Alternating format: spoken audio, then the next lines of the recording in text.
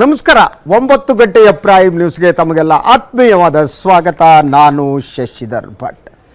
ಇವತ್ತು ಬೆಳಗಿನಿಂದ ಹಲವಾರು ಬೆಳವಣಿಗೆಗಳಾಗಿವೆ. ಭಾರತೀಯ ಜನತಾ ಪಕ್ಷದ ಜಟಾಪಟಿ ಯಡಿಯೂರಪ್ಪ ವರ್ಸಸ್ ಈಶ್ವರಪ್ಪ ಅದು ಮುಂದುವರೆದಿದೆ. ಪಕ್ಷದ ವರಿಷ್ಠರ ಅಂಗಳಕ್ಕೆ ಚೆಂಡು ಹೋಗಿ ನಿಂತಂತೆ ಕಾಣ್ತಾ ಇದೆ. ಹಾಗೆಯೇ BSF ಸೈನಿಕರೊಬ್ಬ ಸತ್ಯ ಹೇಳಿದ್ದಕ್ಕಾಗಿ ಶಿಕ್ಷೆ ಅನುಭವಿಸಿದ ಸುದ್ದಿ ಇದೆ. ಹಾಗೆಯೇ ತಮಿಳುನಾಡಲ್ಲಿ ಪೊಂಗಲ್ ದಿನ ಏನು ಜಲ್ಲಿಕಟ್ಟು ಏನೋ ಒಂದು ಸಾಂಪ್ರದಾಯಿಕವಾದ ಆಚರಣೆ ಇತ್ತು, ಅದಕ್ಕೇರಿದ ನಿಷೇಧದ ಸುದ್ದಿ ಇದೆ. ಹೀಗೆ ಹಲವಾರು ಸುದ್ದಿಗಳನ್ನು ತೆಗೆದುಕೊಂಡು ತಮ್ಮ ಬಳಿ ನಾನಿವತ್ತು ಬಂದಿದ್ದೇನೆ. ನನ್ನ ಜೊತೆಗೆ 4 ಅತಿಥಿಗಳು ಕೂಡ ಇದ್ದಾರೆ. ಮೊದಲನೇದಾಗಿ ನಾವೀಗ ನೋಡೋಣ ಹೆಡ್ಲೈನ್ಸ್. ಭಾರತೀಯ ಸೇನಾಧಿಕಾರಿಗಳಿಂದಲೇ ಅಕ್ರಮ ವ್ಯವಹಾರ, ಅರ್ಧ ಬೆಲೆಗೆ ವಸ್ತುಗಳ ಮಾರಾಟ, ಊಟ ಸರಿಯಲ್ಲ ಎಂದ ಸೈನಿಕರ ವಿರುದ್ಧವೇ ಕ್ರಮ ಕೈಗೊಂಡ್ರು ಅಧಿಕಾರಿಗಳು. ಅಮೆಜಾನ್ ಸಂಸ್ಥೆಯ ದುರಹಂಕಾರ, ಸುಷ್ಮಾ ಸಿಟ್ಟಿಗೆ ತಣ್ಣಗಾಯ್ತು. ವಿದೇಶಿ ಸಂಸ್ಥೆ ಭಾರತದ ಧ್ವಜವನ್ನೇ ಮ್ಯಾಟ್ ಮಾಡಿದ ಸಂಸ್ಥೆಗೆ ಭಾರತವಾದರೂ ಯಾಕೆ ಬೇಕು?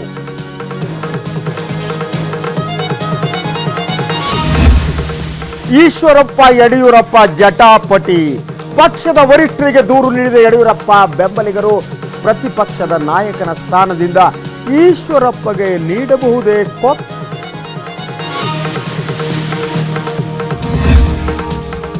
ಜಲ್ಲಿಕಟ್ಟು ಆಚರಣೆಗೆ ಒಪ್ಪಿಗೆ ನೀಡಲಿಲ್ಲ ಸರ್ವೋಚ್ಚ ನ್ಯಾಯಾಲಯ. ಈ ಆಚರಣೆ ನಿಲ್ಲಿಸೋಲ್ಲ ಅಂದ್ರು ತಮಿಳುನಾಡಿನ ಮುಖ್ಯಮಂತ್ರಿ. ಸಾಂಸ್ಕೃತಿಕ ಆಚರಣೆಗೂ ಬಿತ್ತ ಪೆಟ್ಟು.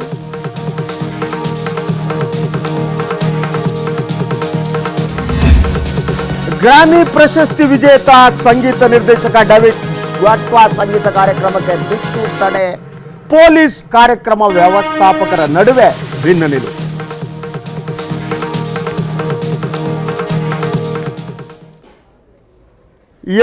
ನಾನೇನು ಮೊದಲ ಸುದ್ದಿಯನ್ನು ತೆಗೆದುಕೊಳ್ಳುವುದಕ್ಕಿಂತ ಮೊದಲು ನಾನು ಅತಿಥಿಗಳ ಪರಿಚಯ ಮಾಡಿಕೊಡ್ತೀನಿ. ನನ್ನ ಬಲಭಾಗದಲ್ಲಿ ಮೊದಲನೇದಾಗಿ ಏನು ರಾಯಣ್ಣ ಬ್ರಿಗೇಡ್ ಏನಿದೆ, ರಾಯಣ್ಣ ಬ್ರಿಗೇಡ್ನ ಉಪಾಧ್ಯಕ್ಷರಾಗಿರುವ ಕೊಟ್ರೇಶ್ ಅವರಿದ್ದಾರೆ.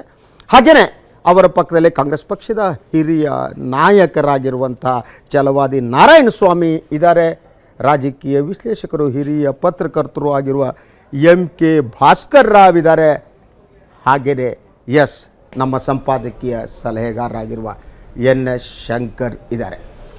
ನಾನು ಮೊದಲು ಸುದ್ದಿಯನ್ನು ತೆಗೆದುಕೋಬೇಕಾಗಿತ್ತು. ನನ್ನ ಮೊದಲ ಸುದ್ದಿ ಏನಿತ್ತು ಅಂದರೆ ಸೈನಿಕರಿಗೆ ಸಂಬಂಧಪಟ್ಟಿದ್ದಾಗಿತ್ತು. ಆದರೆ ತಾಂತ್ರಿಕವಾಗಿ ಮೊದಲ ಸುದ್ದಿ BJPದೇ ಬಂದಿದೆ ಅಂತ ನೋಡಿ ಎಷ್ಟು ಮಹತ್ವ ಇದೆ. ನಾವು BJP ಎಲ್ಲರೂ ಬೆಳಗಿನಿಂದ BJP ಯಡಿಯೂರಪ್ಪ ಅಂತಂದ್ರಪ್ಪ ಅಂದ್ಕೊಂಡು ನಾನು ಮೊದಲನೇ ಸುದ್ದಿ ಬೇರೆ ತೆಗೆದುಕೋಬೇಕು ಅಂತಂದರೆ ತಾಂತ್ರಿಕವಾಗಿ ನಮ್ಮ ಮೊದಲ ಸುದ್ದಿ ಅದೇ ಬಂದ್ಬಿಟ್ಟಿದೆ ನೋಡಿ. Anyway I will take that news ನಾ.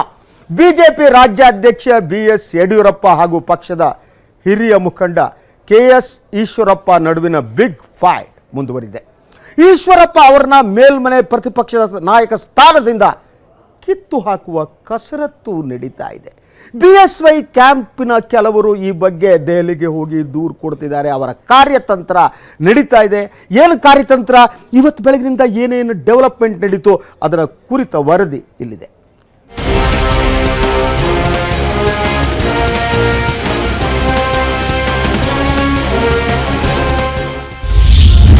BSY ಎಚ್ಚರಿಕೆಗೆ ಈಶ್ವರಪ್ಪ ಡೋಂಟ್ ಕೇರ್. ಈಶ್ವರಪ್ಪ ವಿರುದ್ಧ ಕಠಿಣ ಕ್ರಮಕ್ಕೆ BSY ಕಸರತ್ತು. BSY ಕೊಟ್ಟ ಎಚ್ಚರಿಕೆಗಳನ್ನೆಲ್ಲ ಗಾಳಿಯಲ್ಲಿ ತೂರಿರುವ ಈಶ್ವರಪ್ಪ ರಾಯಣ್ಣ ಬ್ರಿಗೇಡ್ ಬಂಡಿಯನ್ನ ನಡೆಸುತ್ತಲೇ ಸಾಗಿದ್ದಾರೆ.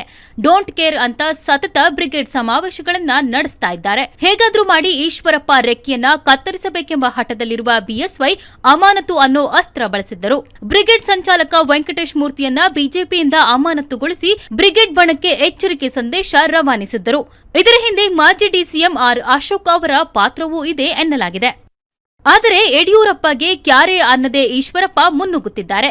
ಪ್ರಸಕ್ತ ಉತ್ತರ ಕರ್ನಾಟಕದಲ್ಲಿ ಚಟುವಟಿಕೆಯಿಂದ ಕಾರ್ಯನಿರ್ವಹಿಸುತ್ತಿರುವ ರಾಯಣ್ಣ ಬ್ರಿಗೇಡ್ ಜನವರಿ 26ರಂದು ಕೂಡಲಸಂಗಮದಲ್ಲಿ ಸಮಾವೇಶ ನಡೆಸಲಿದೆ. ಬಳಿಕ ದಕ್ಷಿಣ ಕರ್ನಾಟಕದಲ್ಲೂ ಕೂಡ ಬ್ರಿಗೇಡ್ ಪ್ರವಹಿಸಲಿದೆ.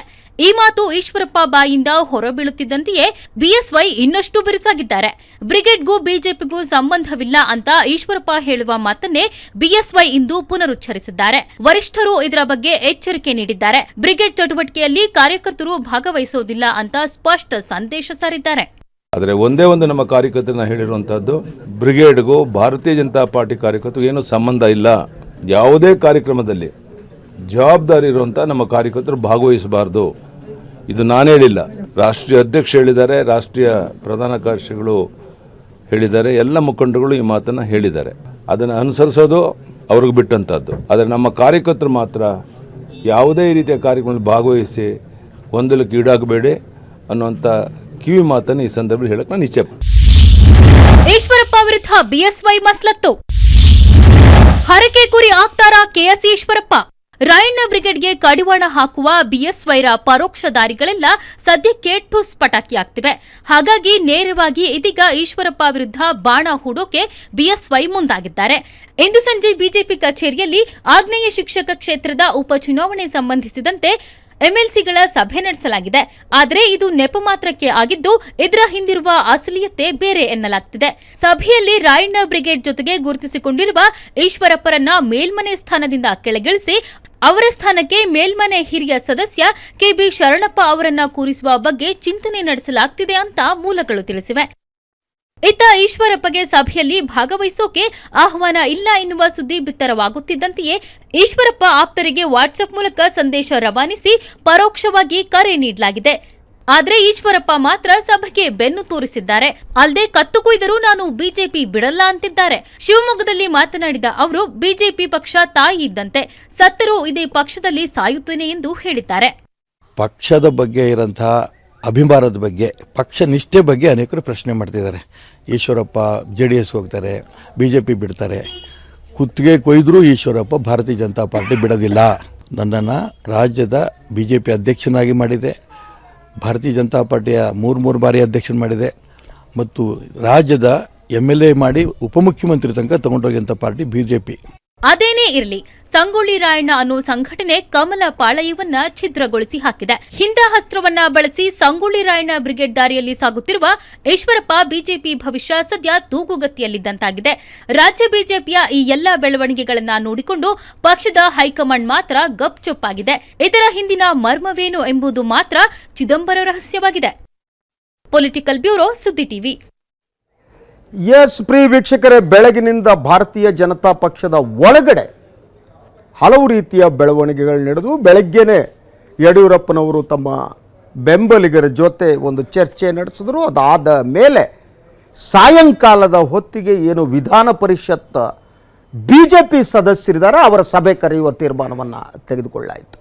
ಈ ಸಭೆಯ ಉದ್ದೇಶ ಹೊರಗಡೆ ಸಾರ್ವಜನಿಕ ಕನ್ಸಂಪ್ಷನ್ಗೆ ಏನೇ ಹೇಳಿರಲಿ, ಅದರ ಉದ್ದೇಶ BJP ವಿಧಾನ ಪರಿಷತ್ ಸದಸ್ಯರು ಏನಿದ್ದಾರೆ ಅವ್ರ ನಡುವೆ ಈಶ್ವರಪ್ಪನವರಿಗೆ ಎಷ್ಟು ಬೆಂಬಲ ಇದೆ ಅನ್ನುವುದನ್ನು ತಿಳಿದುಕೊಳ್ಳುವುದಕ್ಕಾಗಿ ಯಡಿಯೂರಪ್ಪ ನಡೆಸಿರುವ ಒಂದು ಯತ್ನ ಇದು ಅಂತ ನನಗನ್ಸುತ್ತೆ. ಎರಡನೇದಾಗಿ, ಈಶ್ವರಪ್ಪ ಸಂಪೂರ್ಣ ಮುಗದೆ ಹೋದ್ರು, ಅವರು ಮುಗಿಸಿದ್ರು ಅನ್ನುವ ಏನು ವಿಶ್ಲೇಷಣೆಗಳು ಬರ್ತವೆ, ಆ ವಿಶ್ಲೇಷಣೆಯನ್ನು ಕೂಡ ನಾನು ಒಪ್ಪಲ್ಲ. ಈಶ್ವರಪ್ಪ ಅಷ್ಟು ಸುಲಭವಾಗಿ ಅವರನ್ನು ಮುಗಿಸೋದಕ್ಕೆ ಸಾಧ್ಯ ಇಲ್ಲ. ಇದು ಕೂಡ ಏನು ಯಡಿಯೂರಪ್ಪನವರ ಬೆಂಬಲಿಗರು ಏನು ಹಂಚುತ್ತಿರುವ ಸುದ್ದಿ ಆಗಿರಬೇಕು ಅಂತ ನನಗೆ ಅನುಮಾನ ನನಗಂತೂ ಇದೆ. ಸೊ ಇದಾದ ಮೇಲೆ ಯಡಿಯೂರಪ್ಪ ಒಂದು ಸ್ಟೇಟ್ಮೆಂಟನ್ನು ಕೊಟ್ಟರು, ಬ್ರಿಗೇಡ್ಗೂ BJPಗೂ ಸಂಬಂಧ ಇಲ್ಲ ಅಂತ. ಈ ನಡುವೆ ಮಾಜಿ ಪ್ರಧಾನಿಗಳು ಕೂಡ ಈ ಬಗ್ಗೆ ಒಂದು ಹೇಳಿಕೆಯನ್ನು ಕೊಟ್ಟರು. ಈಶ್ವರಪ್ಪ BSY ಜಗಳ ತಾತ್ಕಾಲಿಕ ಮುಗಿದೋಗುತ್ತೆ ಕಣ್ರಿ ಅಂತ ಅವರು ಹಿರಿಯರಾದ ದೇವೇಗೌಡರು ಹೇಳಿದರು.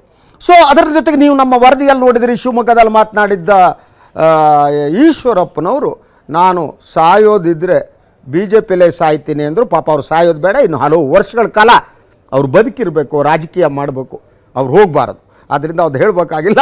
ಆದರೆ ಅವರು ತಾವು BJPಗೆ ಎಷ್ಟರ ಮಟ್ಟಿಗೆ ತಾನು ಮತ್ತು BJP ಒಂದೇ ಅನ್ನೋದನ್ನು ಹೇಳೋದಕ್ಕೆ ಅವರು ಯತ್ನ ಮಾಡಿದ್ರು.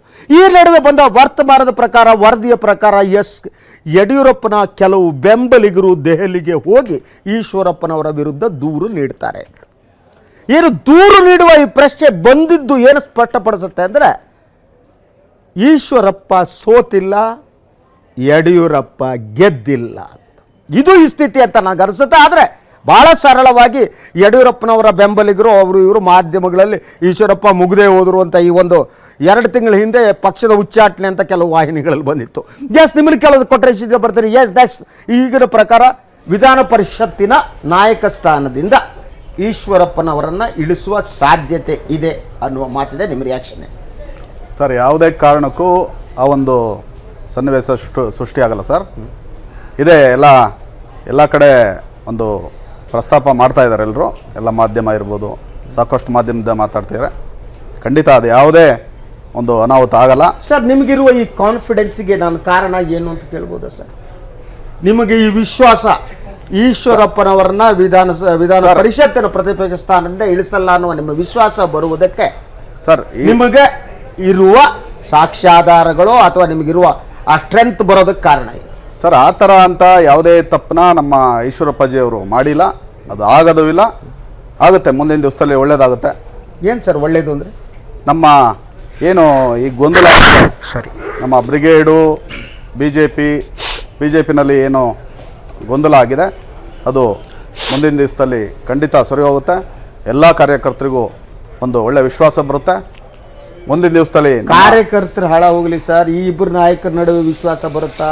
ಖಂಡಿತ ಬರುತ್ತೆ, ಇದೆಯಾ ವಿಶ್ವಾಸ? ಖಂಡಿತ ಬರುತ್ತೆ. ಬಟ್ ಈ ಬೆಳವಣಿಗೆ ಯಾವುದು ಅವ್ರ ನಡುವೆ ವಿಶ್ವಾಸ ಇದೆ ಅನ್ನೋದನ್ನ ತೋರಿಸಲ್ಲ. ಇಬ್ಬರು ಬದ್ಧ ವೈರಿಗಳ ಹಾಗೆ, ಜನ್ಮಾಂತರದ ವೈರಿಗಳ ಹಾಗೆ ಕತ್ತಿ, ಗುರಾಣೆ, ಬಾಣ, ಬಿಲ್ಲು, ಗಾದೆ, ಸಿಕ್ ಆಯುಧ ಹಿಡ್ಕೊಂಡು ಸಿಕ್ ಜಾಗದ ಮೇಲೆ ಹೊಡಿತಾ ಇದ್ದಾರೆ. ಯುದ್ಧಕ್ಕೊಂದು ನೀತಿ ಇದೆ, ಗೊತ್ತಲ್ವ ನಿಮಗೆ? ಸಾಧಾರಣವಾಗಿ ನೀವು ಯುದ್ಧಕ್ಕೆ ಬೇಕಾದ್ರೆ ಮಹಾಭಾರತ ಸಂದರ್ಭದಲ್ಲಿ ತೊಡೆ ಕೆಳಗೆ ಹೊಡಿಬಾರ್ದು ಅಂತ ಒಂದು ನೀತಿ ಇತ್ತು. ಆದ್ರೂ ಕೌರವನಿಗೆ ಬಡ್ದಾಕ್ಬಿಟ್ರು ಭೀಮ. ಇವರಿಬ್ಬರು ಎಲ್ಲೆಲ್ಲ ತೊಡೆ ಮೇಲೆ ಕೆಳಗೆ ಬೆನ್ನು ಹೊಡ್ಕತ್ತಿದ್ದಾರೆ. ಇನ್ನೇನು ಸರ್ ಹೊಂದಾಣಿಕೆ? ಏನಿಲ್ಲ ಸರ್, ಅದು ಆ ಥರ ಏನಿಲ್ಲ, ಎಲ್ಲ ಸರಿ ಹೋಗುತ್ತೆ. ಏನೋ ಒಂದು ಗೊಂದಲ ಎಲ್ಲ ಸಂತೋಷದಾಯಕವಾಗಿ ಮುಗಿಯುತ್ತೆ. ಖಂಡಿತ ಆಗುತ್ತೆ. ನಾರಾಯಣ ಸ್ವಾಮಿ ಖಂಡಿತವಾಗಿ ಇವ್ರು ಹೇಳ್ತಿದ್ದಾರೆ ಬ್ರಿಗೇಡ್ನವರು ಸಂತೋಷದಾಯಕವಾಗಿ ಮುಗಿಯುತ್ತೆ ಅಂತ. ಸಂತೋಷ ಅಂದ್ರೇನು, ಸಂತೋಷದಾಯಕ ಅಂದ್ರೇನು, ಇಬ್ರು ನನಗೇನು ಅರ್ಥ ಆಗ್ತಾ ಇಲ್ಲ. Please your comment. ಪಾಪ ಕೊಟ್ರೇಶ್ ಅವ್ರಿಗೇನು ಸಂತೋಷ ಗೊತ್ತಾಗುತ್ತೆ? ಅಲ್ಲಿರ್ತಕ್ಕಂಥ ಇಬ್ಬರು ಮುಖಂಡರುಗಳನ್ನ ಕೇಳಿದರೆ ಯಾರಿಗೆ ಸಂತೋಷ ಇದೆ, ಯಾರಿಗೆ ದುಃಖ ಇದೆ ಅನ್ನೋದು ಗೊತ್ತಾಗುತ್ತೆ. ಪರಿಸ್ಥಿತಿಯನ್ನು ಬ್ರಿಗೇಡ್ ರೋಡ್ಗೆ ತಂದವ್ರೆ ಅಷ್ಟೇ.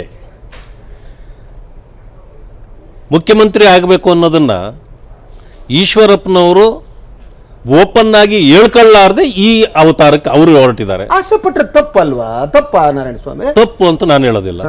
ಎಲ್ಲರೂ ರಾಜಕಾರಣ ಮಾಡಿದ್ದೇನೆ, ಸನ್ಯಾಸಿ. ಆದ್ರೆ ಅವ್ರಿಗೆ ಹೇಳ್ಕೊಳ್ಳೋಷ್ಟು ಧೈರ್ಯ ಇಲ್ಲ. ಆದ್ರಿಂದ ಈ ರೀತಿಯ ಒಂದು ಇದನ್ನು ಅಂದ್ರೆ ಇದು ಮುಂದೆ ಮುಖ್ಯಮಂತ್ರಿ ಯಾರಾಗಬೇಕು ಅನ್ನುವ ಗಲಾಟೆನೇ ಇದು. 100% ಅನುಮಾನವೇ ಬೇಡ. ಆದ್ರೆ ಇಲ್ಲಿ ಇನ್ನೊಂದೇನಾಗಿದೆ, ನಾನೇ ನಿಜವಾದ ಬಿಜೆಪಿ, ಯಡಿಯೂರಪ್ಪ ಹೊರಗಡೆ ಹೋಗಿ ಬಂದವರು, ಅದು ಕೂಡ ನಿಜ. ಅದು ಅವ್ರಿಗಿರ್ತಕ್ಕಂಥದ್ದು. ಆದ್ರೆ ಹೈಕಮಾಂಡ್ ಅವರನ್ನು ಮುಖ್ಯಮಂತ್ರಿ ಅಂತ ಘೋಷಣೆ ಮಾಡಿದೆ. ಆದ್ರೆ ಅವರು ವಿರೋಧಿಸಕ್ಕೆ ಕಷ್ಟ ಹೈಕಮಾಂಡ್ ಅನ್ನ. ಅದಕ್ಕೆ ಈ ರೀತಿಯ ಒಂದು ಅವತಾರ.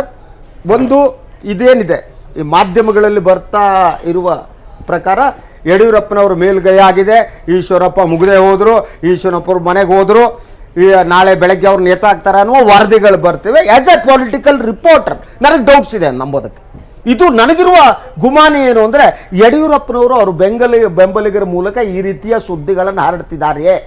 ಯಡಿಯೂರಪ್ಪನವರಿಗೆ ಸೋಲಿನ ಭಯ ಎಲ್ಲೋ ಇದೆ, ಆ ಕಾರಣಕ್ಕಾಗಿ ಈ ರೀತಿಯ ಸ್ಟೆಪ್ಗಳನ್ನು ತಗೋತಾರೆ ಅಂತ ಯಾಕೆ ಹೇಳ್ತೀನಿ ಅಂದರೆ, ಬಿಜೆಪಿ ಯಾವುದೇ ನಾಯಕರ ವಿಚಾರದ ಬಗ್ಗೆ ಚರ್ಚೆ ಮಾಡೋ ಹಾಗಿಲ್ಲ, ಚಾನಲ್ಗಳಿಗೆ ಹೋಗೋ ಹಂಗಿಲ್ಲ, ಮಾತನಾಡೋ ಹಂಗಿಲ್ಲ. ಚಾನಲ್ಗಳಿಗೆ ಹೋದ್ರೆ ನೀವು ಬೆರಳ ಮೇಲೆ ತುಟಿ ಮೇಲೆ ಬೆರಳು ಇಟ್ಕೊಂಡು ಕೂತ್ಕೋಬೇಕು, ಬೇರೆ ಸಬ್ಜೆಕ್ಟ್ ಮಾತನಾಡಬೇಕು. ಇದು ಸೋಲು ಮತ್ತು ಹತಾಶೆಯ ಲಕ್ಷಣ ಅಂತ ತಮಗೆ ಅನಿಸುತ್ತಾ ಸರ್? ಖಂಡಿತವಾಗಿ ಅನಿಸುತ್ತೆ. ಅದಕ್ಕೆ ಕಾರಣ ಇಷ್ಟೇ, ಪರ್ಯಾಯ ರಾಜಕೀಯ ಶಕ್ತಿ ಕೇಂದ್ರವಾಗಿ ಇವತ್ತು ಈಶ್ವರಪ್ಪ ಅಲ್ಲಿ ಬೆಳೀತಾ ಇರೋದು ಆ ಪಕ್ಷದಲ್ಲಿ. ಇದುವರೆಗೆ ಕಳೆದ ಚುನಾವಣೆವರೆಗೆ ನೀವು ಗಮನಿಸಿ, ಆವಾಗ ಇಂಥವ್ರು ನಾಯಕ ಅಂದರೆ ಅದಕ್ಕೆ ಪ್ರತಿಸ್ಪರ್ಧಿ ಅನ್ನೋರು ಮರೆಯ ಹಿಂದೆ ಇರ್ತಿದ್ರು, ಇಲ್ಲ ಅಂತಲ್ಲ. ಅನಂತಕುಮಾರ್ ಇರ್ಬೋದು, ಇನ್ನು ಯಾರೇ ಬೇಕಾದಷ್ಟು ಹೆಸರುಗಳನ್ನು ನಾವು ಹೇಳ್ಬೋದು. ಆದರೆ ತೆರೆಯ ಮುಂದಕ್ಕೆ ಯಡಿಯೂರಪ್ಪ ಅವರು ಅಂತಂದರೆ ಯಡಿಯೂರಪ್ಪನವರಿಗೆ ಪ್ರತಿಸ್ಪರ್ಧೆ ಅನ್ನೋದು ಅಲ್ಲಿರಲಿಲ್ಲ. ಆದರೆ ಈಗ ಈ ಚುನಾವಣೆ ಹತ್ತಿರ ಬರ್ತಾ ಇರೋ ಟೈಮ್ನಲ್ಲಿ ಮತ್ತೊಂದು ಶಕ್ತಿ ಕೇಂದ್ರವಾಗಿ ಈಶ್ವರಪ್ಪನವರು ಬೆಳೀತಿದ್ದಾರೆ ಹೇಳೋದು ನಮಗೆಲ್ಲ ಹೇಗೆ ಗೊತ್ತಾಗಿದೆಯೋ ಅದು ಯಡಿಯೂರಪ್ಪನವರಿಗೂ ಮತ್ತು ಅವರ ತಂಡಕ್ಕೂ ಗೊತ್ತಾಗಿದೆ.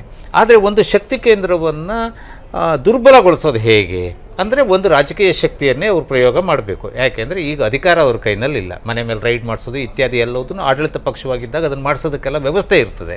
ಆದರೆ ಈಗ ಅಂಥ ಶಕ್ತಿ ಯಾವುದೂ ಇಲ್ಲ ಅಲ್ಲಿ. ಹಾಗಾಗಿ ಅವರನ್ನು ಒಂದು ಸಾರ್ವಜನಿಕವಾಗಿ ಅವರು ತಪ್ಪು ಮಾಡ್ತಿದ್ದಾರೆ ಹೇಳೋವಂಥ ಒಂದು ವಾತಾವರಣವನ್ನು ಅವರು ಸೃಷ್ಟಿ ಮಾಡಬೇಕು. ಯಾರು ಸೃಷ್ಟಿ ಮಾಡ್ತಾರೆ? ಯಡಿಯೂರಪ್ಪ ಗ್ಯಾಂಗ್ ಅಂತ ಹೇಳ್ಬೋದು. ಸಾರ್ವಜನಿಕರಿಗೆ ಏನ್ ಸಂಬಂಧ ಇದೆ ಇದು? ಅಲ್ಲ, ಸಾರ್ವಜನಿಕರು ನಾವು ಚರ್ಚೆ ಮಾಡೋದು ಕೂಡ ಅಯೋಗ್ಯತನ, ಹೋಗ್ಲಪ್ಪ ಮಾಡ್ಬೇಕು ಅಂತ ಮಾಡ್ತಾ ಇರೋದು ಇದು. ಅಲ್ಲ, ಸಾರ್ವಜನಿಕರಿಗೆ ಒಂದು ಪಾರ್ಟಿ ಒಳಗಡೆ ಹೊಡೆದಾಟಗಳಿದು. ಅಲ್ಲ ಅಷ್ಟೇ ಅಲ್ಲ. ನೋಡಿ, ಈಗ ಸುದ್ದಿ ನೀವೇ ಹೇಳಿದ್ರಿ ಆರಂಭದಲ್ಲಿ, ಅದರ ಪ್ರಿಯಾಂಬಲ್ನಲ್ಲಿ ಹೇಳಿದ್ರಿ, ಅವ್ರನ್ನ ಇದು ವಿರೋಧ ಪಕ್ಷದ ನಾಯಕ ಸ್ಥಾನದಿಂದ ಕೂಡ ಕಿತ್ತಾಕುವಂಥ ಒಂದು ಸಾಧ್ಯತೆಗಳಿದೆ ಅನ್ನೋದನ್ನು ನಿಮ್ಮ ವರದಿಗಾರರು ಕೂಡ ಹೇಳಿದರು. ಯಡಿಯೂರಪ್ಪನವ್ರಿಗೆ ಆ ಶಕ್ತಿ ಇದ್ದಿದ್ದೇ ಹೋದಾಗಿದ್ರೆ ಅವ್ರು ಯಾವತ್ತೂ ಆ ಕೆಲಸ ಮಾಡಿಬಿಡ್ತಿದ್ರು. ಅವ್ರ ಕೈನಲ್ಲಿ ಇಲ್ಲ. ಒಂದು ಪಕ್ಷದಲ್ಲಿ ಮುಖ್ಯಮಂತ್ರಿ ಹಂತಕ್ಕೆ ಹೋದವರು ವಿರೋಧ ಪಕ್ಷದ ನಾಯಕರಾಗಿರೋರನ್ನ ಮುಟ್ಟಕ್ಕೆ ಸಾಧ್ಯ ಇಲ್ಲ. ಇದನ್ನು ನಿನ್ನೆನೆ ಶೋಭಾ ಕರಂದ್ಲಾಜೆ ಅದನ್ನು ಹೇಳಿದ್ದಾರೆ, ನೀವು ತೋರಿಸಿದಿರಿ ಅದನ್ನು. ಅವರೇನು ಹೇಳಿದ್ದಾರೆ, ಅವರು ಹಿರಿಯ ನಾಯಕರಿದ್ದಾರೆ, ಸೆಂಟ್ರಲ್ ಗವರ್ಮೆಂಟ್ ಸೆಂಟ್ರಲ್ ನಾಯಕತ್ವ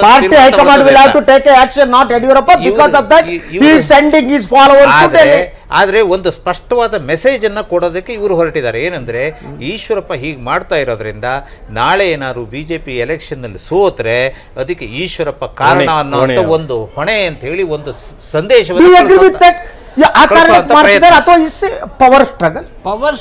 ಇಬ್ಬರು ವ್ಯಕ್ತಿಗಳ ನಡುವಿನ ಹೋರಾಟ, ಯಾರು ಜಯಿಸಬೇಕು ಯಾರು ಸೋಲಬೇಕು ಅನ್ನೋದು. ಆದ್ರೆ ನಾವು ಏನು ಪ್ರತಿಬಿಂಬಿಸ್ತಾ ಇದ್ದೀವಿ, ಈಶ್ವರಪ್ಪ ಸೋತೋದ್ರು ಯಡಿಯೂರಪ್ಪ ಗೆದ್ದುಬಿಟ್ರು ಅನ್ನುವ ವಾತಾವರಣ ನಾವೆಲ್ಲ ಮಾಧ್ಯಮದವರು ಏನು ಸೃಷ್ಟಿ ಮಾಡ್ತಿದ್ದೀವಿ ಅದು ಸರಿ ಅಂತ ನನಗೆ ಅನಿಸ್ತಲ್ಲ. As a political reporter I still believe, ನೀವೇನು ಅಂದ್ಕೋತೀರ ಗೊತ್ತಿಲ್ಲ, ಈಶ್ವರಪ್ಪ ಏನಿದ್ದಾರೆ ಅವರು ಸ್ಟಿಲ್ ಈಸ್ ಪವರ್ಫುಲ್. ಡೆಲ್ಲಿಲಿ ಯಾರೋ ಅವ್ರ ಜೊತೆಗಿದ್ದಾರೆ.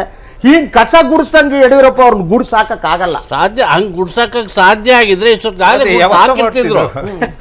ಈಗ ಅವರು ಬಹಳ ಅಸಹಾಯಕತೆಯಿಂದ ಯಾರೋ ಅವ್ರ ಕಡೆಯವ್ರಲ್ಲಿ ಹೋಗಿ ಸ್ವಾಮಿ ನೋಡಿ ಈ ಥರ ತೊಂದರೆ ಕೊಡ್ತೀಯ ನೀವು, ಈ ಮಕ್ಕಳು ಪ್ರೈಮರಿ ಸ್ಕೂಲಲ್ಲಿ ಅಕ್ಕಪಕ್ಕ ಕೂತ್ರೆ ಬೆಂಚಲ್ಲಿ ಕೂತ್ರೆ ಮಕ್ಕಳು ಇವ್ನಿಗೆ ಇಂಡ್ಬಿಟ್ಟ, ಇವ್ನು ನನಗೆ ಹೊಡೆದ ಅಂತ ಈ ಥರ ಮಾತಾರಲ್ಲ, ಆ ಲೆವೆಲ್ನಲ್ಲೇ ಇಟ್ಟಿದ್ದಾರೆ. ಯಾಕೆಂದ್ರೆ ಕೈಲಾಗದೆ ಇದ್ದವನು ಮೈಯೆಲ್ಲ ಪರಚ್ಕೊಂಡ ಅಂತಾರೆ. ಹೈಕಮಾಂಡ್ ಯಾವುದೇ ಒಂದು ಸ್ಟ್ಯಾಂಡ್ ತಗೊಂಡೂ ಇಲ್ಲ, ಇವ್ರಿಗೆ ರಿಅಶ್ಯೂರ್ ಮಾಡಿಯೂ ಇಲ್ಲ. ಮಾಡಿದಿದ್ರೆ Yediyurappa would have been more confident. ಹಂಗೆ ಈಶ್ವರಪ್ಪನವ್ರಿಗೂ ನೀನು ತಪ್ಪಿಗಿರು ಅಂತ ಅವ್ರೇನು ಹೇಳಿಲ್ಲ. ನಾನು ಅಷ್ಟು ಕಾನ್ಫಿಡೆನ್ಸು ಒಂದೊಮ್ಮೆ ಇದ್ದಿದ್ರೆ ಸಾರ್ ಯಡಿಯೂರಪ್ಪನವರಿಗೆ ಯಾರೋ ವೆಂಕಟೇಶ್ ಮೂರ್ತಿ ಅಂತ ಅವ್ರನ್ನ ಮೇಲೆ ಕ್ರಮ ಕೈಗೊಳ್ತಿದ್ರು, ನೇರವಾಗಿ ಈಶ್ವರಪ್ಪನವ್ರ ಮೇಲೆ ಏನಾಗಿದೆ, ಇವ್ರು ಯಾವಾಗ ಪಾರ್ಟಿ ಬಿಟ್ಟು ಹೊರಗಡೆ ಹೋಗಿ ಬಂದ್ರಲ್ಲ ಅವರ ಶಕ್ತಿ ಪಕ್ಷದಲ್ಲಿ ತುಂಬಾ ಕಡಿಮೆ ಆಗ್ಬಿಟ್ಟಿದೆ. ಅದರಿಂದಾಗಿ ಅದು ದೊಡ್ಡದು ಅಂತ ಅನ್ಕೊಳ್ಳಲ್ಲ. ಅಲ್ಲಲ್ಲ, ವಾಪಸ್ ಕರ್ಕೊಂಡಿದ್ದೆ ಮಾತಿನಲ್ಲಿ ಅರ್ಥ ಇದೆ. ಭಾರತೀಯ ಜನತಾ ಪಕ್ಷ ಮತ್ತು ಸಂಘ ಪರಿವಾರದ ರಾಜಕಾರಣವನ್ನ ತಾವು ಗಮನಿಸ್ತಾ ಬಂದ್ರೆ ಪಕ್ಷ ಬಿಟ್ಟು ಹೋಗಿ ಮತ್ತೆ ಬಂದ ನಾಯಕರನ್ನ ಅವ್ರು ಯಾವ ರೀತಿ ನೋಡ್ಕೋತಾರೆ ಅನ್ನುವ ಸುದೀರ್ಘ ಇತಿಹಾಸ ಇದೆ. ಏನಾದ್ರು ಅಲ್ಲ, ಯಡಿಯೂರಪ್ಪನವ್ರಿಗೆ ಬಹಳ ವಿಶೇಷವಾದ ಸ್ಥಾನಮಾನ ಕೊಟ್ಟು ಕರ್ಕೊಂಡಿದ್ದಾರೆ. ಅಲ್ಲ, ಕೊಟ್ಟಿದ್ದಾರೆ. ಈ ಪ್ರಶ್ನೆ ಬಂದಿದ್ದು ಏನು ಅಂತಂದ್ರೆ ಅವ್ರಿಗೆ, ಈಗ ಈಶ್ವರಪ್ಪನವರು ಜಿನೇನಾದ ಕಂಪ್ಲೇಂಟ್ಸ್ ಹೇಳ್ತಿದಾರೋ ಅಥವಾ ತಮ್ಮ ಅಸಹನೆಯನ್ನು ಹೊರಹಾಕಕ್ಕೆ ಈ ಕಂಪ್ಲೇಂಟ್ಗಳನ್ನ ಉಪಯೋಗಿಸುವಂತಾರ, ಅದು ಬೇರೆ ಪ್ರಶ್ನೆ. ಅವ್ರು ಹೇಳ್ತಿರೋದೇನು, ಯಡಿಯೂರಪ್ಪನವ್ರು ಬಂದ ಮೇಲೆ BJP ಎಲ್ಲರೂ ವಿಶ್ವಾಸಕ್ಕೆ ತಗೊಂಡು ಇವ್ರು ಮುಂದುವರೆದಿಲ್ಲ. ಯಾರು ತಮ್ಮ ಜೊತೆ KJPಯಲ್ಲಿದ್ರು ಅವ್ರಿಗೆ ಮಾತ್ರ ಸ್ಥಾನಮಾನ ಕೊಟ್ಟರು. BJPಯ ಏನು ಮೂಲ ನಿವಾಸಿಗಳನ್ನ ಇವರು ಹೊರಗಡೆ ಇಟ್ಟರು. ಇದು ಈಗ ನಿಮ್ಮ ಹತ್ರ ಕೇಳೋದಕ್ಕೆ ಇಷ್ಟಪಡ್ತೀನಿ. ಈಗ ನಿಮ್ಮ ನಾಯಕ ಬಹಳ ಎಮೋಷನಲ್ ಶಿವಮೊಗ್ಗದಲ್ಲಿ ಮಾತಾಡಿದ್ದಾರೆ ಸರ್. ತುಂಬ ಒಂಥರ ಭಾವುಕತೆಯಿಂದ ಇದು ಮಾಡಿಬಿಟ್ಟು BJP ಎನ್ನುವುದು ನನ್ನ ತಾಯಿ, ನಾನೆಂದು ಮಾತೃದ್ರೋಹವನ್ನು ನಾನು ಬದುಕಿನಲ್ಲಿ ಮಾಡಲ್ಲ, ನಾನು ಸತ್ತರೆ ಇದೇ ಪಕ್ಷದಲ್ಲಿ ಸಾಯ್ತೀನಿ, ಕತ್ತು ಕೊಯ್ದ್ರು ಇಲ್ಲೇ ಇರ್ತೀನಿ. ಯಡಿಯೂರಪ್ಪರು ಕೊಯ್ದ್ರೆ ಕತ್ತಲ್ಲ, ಇಲ್ಲೇನೋ ಕೊಯ್ದು ಬಿಡ್ತಾರ. So I want to know sir, I want to know sir. So ಈ ಸಿಚುವೇಶನ್ ನಲ್ಲಿ ಏನಿದೆ, ಒಂದೊಮ್ಮೆ ಪಕ್ಷದ ವರಿಷ್ಠರು ಆಯ್ತು ರೀ ಬ್ರಿಗೇಡ್ ಬಿಟ್ಬಿಡ್ರಪ್ಪ ಯಡಿಯೂರಪ್ಪನ ಜೊತೆಗೆ ಹ್ಯಾಂಡ್ ಶೇಕ್ ಮಾಡ್ಕೊಂಡು ಹೋಗಿ ಅಂತಂದ್ರೆ, ಈಗ ಏನಿವೆ ಸಬ್ಜೆಕ್ಟ್ ಅದು ಚೆಂಡು ಪಕ್ಷದ ವರಿಷ್ಠರ ಅಂಗಳದಲ್ಲಿದೆ ಸರ್. ಒಂದೊಮ್ಮೆ ಪಕ್ಷದ ವರಿಷ್ಠರು ಅಮಿತ್ ಶಾನೋ ಅಥವಾ ಮೋದಿ ಅಂತೂ ನೇರವಾಗಿ ಯಡಿಯೂರಪ್ಪ ಹತ್ರ ಮಾತಾಡ್ತಾರೆ, ಏನ್ರಿ ಬೆಳಗ್ಗೆ ಕಾಫಿ ಆಯ್ತಾ ತಿಂಡಿ ಆಯ್ತಾ ಕೇಳೋ ಲೆವೆಲಲ್ಲಿ ಇದ್ದಾರೆ ಅಂತ ಅವರು ಅಲ್ಲಲ್ಲಿ ಹೇಳ್ತಾರೆ. ಒಂಚೂರು ಮೋದಿ ಹತ್ರ ಮಾತಾಡ್ಕೊಂಡು ಬಂದ್ಬಿಡ್ತೀನಿ ಅಂತಾರೆ ಯಡಿಯೂರಪ್ಪ. ಆ ಟೈಪ್ ಇರ್ಬೋದು, ನನಗೆ ಗೊತ್ತಿಲ್ಲ ಯಾವ ಭಾಷೆಯಲ್ಲಿ ಮಾತಾಡ್ತಾರೋ ಗೊತ್ತಿಲ್ಲ. ಎಸ್, ಒಂದೊಮ್ಮೆ ಸರ್ ಬ್ರಿಗೇಡನ್ನು ಮುಚ್ಚಿ ಬ್ರಿಗೇಡಿಂದ ಹೊರಬನ್ನಿ ಅಂತ ಅಂದರೆ ನಿಮ್ಮೆಲ್ಲರ ಸ್ಥಿತಿ ಏನು? ತಾವು ಅತಂತ್ರ ರಾಜಕಾರಣನ ಅಥವಾ ಸುಮ್ಮನೆ ಮಾತ್ರ ಪಕ್ಷ ಅಥವಾ ಮಾತ್ರ ಅಲ್ಲ, ಈಗ ಅದೇ ಪಕ್ಷ ತಾನೇ ನೀವು ಅಲ್ಲಿ ಕೆಲಸ ಮಾಡ್ತೀರಾ ಸರ್? ಸರ್ ಖಂಡಿತ ಈಶ್ವರಪ್ಪಜಿಯವರು ಸಾಕಷ್ಟು ಸರಿ ಹೇಳಿದ್ದಾರೆ, ಬದುಕಿರೋವರೆಗೂ ಸಂಗೊಳ್ಳಿ ರಾಯಣ್ಣ ಬಿಡಲ್ಲ, ಭಾರತೀಯ ಜನತಾ ಪಾರ್ಟಿ ಬಿಡಲ್ಲ. ಇವತ್ತು ನಮ್ಮ ಬಿಡಲ್ಲ. ಶಿವಮೊಗ್ಗದಲ್ಲಿ ಹೇಳಿದ್ದಾರೆ. ಇವತ್ತು ನಮ್ಮ ಅಣ್ತಮ್ಗಳಿದ್ದಂಗೆ ಯಡಿಯೂರಪ್ಪಾಜಿಯವರು, ನಾನು ಅಣ್ತಮ್ಗಳಿದ್ದಂಗೆ ಏನು ಮುಖ್ಯಮಂತ್ರಿ ಅಭ್ಯರ್ಥಿಯಾಗಿ ಒಂದು ನಮ್ಮ ರಾಷ್ಟ್ರೀಯ ಅಧ್ಯಕ್ಷರು ಅಮಿತ್ ಶಾ ಅವರು ಘೋಷಣೆ ಮಾಡಿದ್ದಾರೆ. ಅವರೇನು ರಾಜ್ಯಾಧ್ಯಕ್ಷರು ಆದ್ರಲ್ಲ ಅದೇ ಒಂದು ಟೈಮಲ್ಲಿ, ಆ ಪ್ರಕಾರ ನಮ್ಮ ಯಡಿಯೂರಪ್ಪರಿಗೋಸ್ಕರ ನಾವು ಸಂಗೊಳ್ಳಿ ರಾಯಣ್ಣ ಬ್ರಿಗೇಡ್ ಕಟ್ತಾ ಇದ್ದೀವಿ, ಅವ್ರನ್ನ ಮುಖ್ಯಮಂತ್ರಿ ಮಾಡ್ತೀವಿ. ಏನು ದೀನ ದಲಿತರು ಮಾಡಲ್ಲ ಅಂದ್ರಲ್ಲ, ಯಾರು ಮುಖ್ಯಮಂತ್ರಿ ಮಾಡೋದು? ಅಲ್ಲ, ಯಡಿಯೂರಪ್ಪ ಅವ್ರಿಗೆ ಡೇ ಒನ್ ಹೇಳ್ತಾ ಇರೋದು. ಡೇ ಒನ್ ನಿನ್ನೆ ಗುಲ್ಬರ್ಗದಲ್ಲಿ ಹೇಳಿದ್ದಾರೆ. ನಾವೇನು ಬ್ರಿಗೇಡ್ ಪ್ರಾರಂಭ ಮಾಡೋದು ಅವತ್ತು ನಮ್ಮ ಬಹಳ ಅದ್ಭುತವಾಗಿ ಶಂಕರ್ ನೋಡಿದ್ರೆ ಇಲ್ಲ ಗೊತ್ತಿಲ್ಲ. ಇವತ್ತು ಯಾವ್ದೋ ಪತ್ರಿಕೆಯಲ್ಲಿ ಬಂದು ಕಾರ್ಟೂನು ಈಶ್ವರಪ್ಪನವ್ರ ಮೇಲೆ ನೀವು ನೋಡಿದಿರಾ? ಪತ್ರಿಕೆಯಲ್ಲಿ ಅಬ್ಸರ್ವ್ ಮಾಡಿಲ್ಲ ಸರ್, ಅಬ್ಸರ್ವ್ ಮಾಡಿಲ್ಲ. ಅದರಲ್ಲಿ ಫಸ್ಟ್ ಏನು ಮಾಡ್ತಾರೆ, ಯಡಿಯೂರಪ್ಪನ ಬೆನ್ ಮೇಲೆ ಕುಡಿಸ್ಕೊಂಡು ಈಶ್ವರಪ್ಪ ಟಕ ಅಂದ್ಕೊಂಡು ಇವರೇ ಮುಖ್ಯಮಂತ್ರಿ ಅಂತಾರೆ. ಶಾರ್ಟ್ ಕಟ್ ಮಾಡಿದ್ರೆ ನಂತರ ಅವ್ರನ್ನ ಹೊತ್ತಾಕ್ಬಿಟ್ಟು ಕೆಳಗಡೆ ರಸ್ತೆಗೆ ನಾನೇ ಮುಖ್ಯಮಂತ್ರಿ ಸರ್. ಅದೆಲ್ಲ ಸೃಷ್ಟಿ ಕಾರ್ಟೂನ್. ಇವತ್ತಿನ ಅದು ಪ್ರಸ್ತಾಪ ಮಾಡಿದ್ದಾರೆ ಈಶ್ವರಪ್ಪಜಿಯವರು. ನಮ್ಮ ನಾಯಕರು ಯಡಿಯೂರಪ್ಪ ಅವರೇ ಮುಂದಿನ ಮುಖ್ಯಮಂತ್ರಿಗಳು. ಏನು ಇವತ್ತಿನ ಕಾಂಗ್ರೆಸ್ ಕೊನೆ ಪ್ರಶ್ನೆ ಕೇಳ್ಬಿಡ್ತೀನಿ ಸರ್. ಒಂದೊಮ್ಮೆ ನಾಳೆ ಬೆಳಿಗ್ಗೆ ಏನು ಭಾರತೀಯ ಜನತಾ ಪಕ್ಷದ ವಿಧಾನ ಪರಿಷತ್ ಸದಸ್ಯರು ಎಲ್ಲ ಸೇರಿಬಿಟ್ಟು ಹೊಸ ನಾಯಕನ ಆಯ್ಕೆ ಮಾಡ್ತಾರೆ, what will you do then? Sir ಅದೆಲ್ಲ ಸಾಧ್ಯ ಇಲ್ಲ ಸರ್. ಸಾಧ್ಯ ಆದ್ರೆ ಏನ್ ಮಾಡ್ತೀರಿ? ಖಂಡಿತ ಇಲ್ಲ, ಅದೆಲ್ಲ ಸಾಧ್ಯ ಆದ್ರೆ ಸರ್ ಅದೆಲ್ಲ ಮಾಧ್ಯಮ ಸೃಷ್ಟಿ, ನಾನು ಅದು ಒಪ್ಪಕ್ಕೆ ತಯಾರಿಲ್ಲ ಸರ್. ಇವತ್ತು ನಮ್ಮ ಈಶ್ವರಪ್ಪಜಿಯವರು ಶಿವಮೊಗ್ಗದಲ್ಲಿ ಒಂದು ಕಾಮೆಂಟ್ ಮಾಡಿದ್ದಾರೆ. ಏನು ಇವತ್ತು ನಾವು ಈ ಒಂದು ಗೊಂದಲ ಆಗಿದೆ, ಅದೆಲ್ಲ ಸರಿ ಹೋಗುತ್ತೆ. ನಾವು ಮುಂದಿನ ದಿವಸದಲ್ಲಿ ಯಡಿಯೂರಪ್ಪಾಜಿಯವರ ಮುಖ್ಯಮಂತ್ರಿ. ಏನು ನಾವು ದೀನ ದಲಿತರಿಗೋಸ್ಕರ ನಾವು ಹುಟ್ಟಾಕಿದ್ದೀವಿ ಸಂಗೊಳ್ಳಿ ರಾಯಣ್ಣ ಬ್ರಿಗೇಡ್ನ. ಕಟ್ಟ ಕಡೆಯ ಒಂದು ಗ್ರಾಮಕ್ಕೂ ಹೋಗ್ತೀವಿ, ಈ ಒಂದು ಸಂಘಟನೆನ ಬಲ ಮಾಡ್ತೀವಿ, ಮುಖ್ಯಮಂತ್ರಿ ಮಾಡ್ತೀವಿ. ಸಾವಿರಾರು ಕೋಟಿ ತಗೊಂಡು ಉಸಿರಿರುವವರೆಗೆ ಅವರು ಬಿಜೆಪಿಯನ್ನು ಕಟ್ತಾರೆ, ಖಂಡಿತ ಬ್ರಿಗೇಡ್ ಕಟ್ತಾರೆ. ಎಸ್ ಸರ್, ಒಳ್ಳೇದಾಗ್ಲಿ ಸರ್. ಎನಿವೇ ಪ್ರಿಯ ವೀಕ್ಷಕರೇ, ಎಸ್ ಇದು ಆದಷ್ಟು ಬೇಗ ಮುಗಿಬೇಕು ಕಣ್ರಿ. ದಿನ ಬಂದು ನಾವು ಅದನ್ನೇ ಮಾತಾಡಿ ಯಡಿಯೂರಪ್ಪ ನಮಗೆ ತಲೆ ಕೆಟ್ಟು ಹೋಗ್ತಾ ಇದೆ ನೋಡಿದವರು.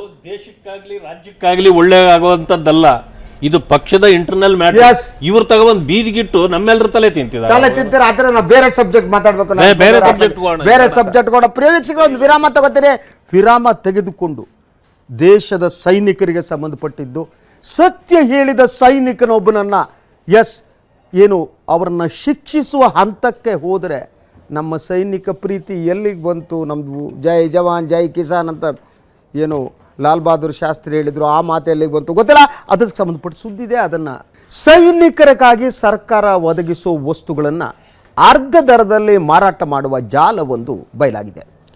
ಅಚ್ಚರಿಯ ಮಾಹಿತಿ ಅಂದರೆ ಸೈನಿಕರಿಗೆ ಮೀಸಲಾದ ಈ ಸರಕುಗಳನ್ನು ಸ್ಥಳೀಯ ನಾಗರಿಕರು ಮತ್ತು ಅಂಗಡಿ ಮಾಲೀಕರಿಗೆ ಅರ್ಧ ದರದಲ್ಲಿ ಸ್ವತಃ BSF ಅಧಿಕಾರಿಗಳೇ ಮಾರಾಟ ಮಾಡ್ತಿದ್ದಾರೆ. ಈ ಕುರಿತು ಮಾಹಿತಿ ನೀಡುವಂಥ ಗೃಹ ಇಲಾಖೆಗೆ ಪ್ರಧಾನಿ ಸಚಿವಾಲಯ ಸೂಚನೆ ನೀಡಿದೆ. ಭಾರತೀಯ ಸೇನಾಧಿಕಾರಿಗಳಿಂದ ನಡೀತಾ ಇದೆ ಅಕ್ರಮ.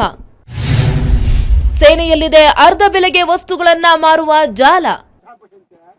ಶ್ರೀನಗರದ BSF ಶಿಬಿರಗಳ ಬಳಿ ವಾಸಿಸೋ ನಾಗರಿಕರ ಪ್ರಕಾರ ಇಂಧನ ಮತ್ತು ಆಹಾರ ವಸ್ತುಗಳನ್ನ ಮಾರುಕಟ್ಟೆಯ ದರದ ಅರ್ಧ ಬೆಲೆಗೆ ಮಾರಾಟ ಮಾಡುವ ಜಾಲ ಸೇನೆಯಲ್ಲಿದೆ. ಅರೆಸೇನಾ ಪಡೆಗಳ ಶಿಬಿರ ಮತ್ತು CRPF ಶಿಬಿರಗಳ ಬಳಿ ಕೂಡ ಇಂಥ ಅಕ್ರಮ ಮಾರಾಟ ನಡೀತಾ ಇದೆ.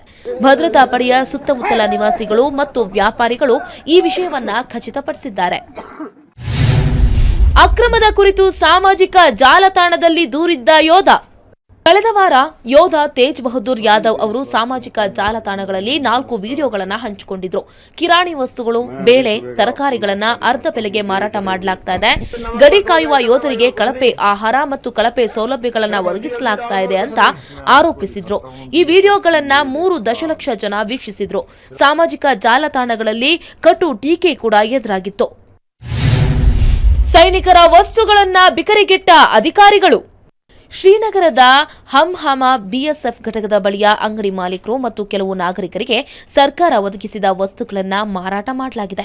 ಈ ಕುರಿತು ಪ್ರತಿಕ್ರಿಯಿಸಿರೋ ಅನಾಮಿಕ ಗುತ್ತಿಗೆದಾರನೊಬ್ಬ ಅಕ್ಕಿ, ಮಸಾಲೆ, ಕಿರಾಣಿ ಪದಾರ್ಥಗಳು ಮತ್ತು ಪೆಟ್ರೋಲ್, ಡೀಸೆಲ್ ಅನ್ನ ಕಡಿಮೆ ಬೆಲೆಗೆ ಬಿಎಸ್ಎಫ್ ಅಧಿಕಾರಿಗಳಿಂದ ಕೊಂಡುಕೊಳ್ಳೋದಾಗಿ ಹೇಳಿದ್ದಾನೆ.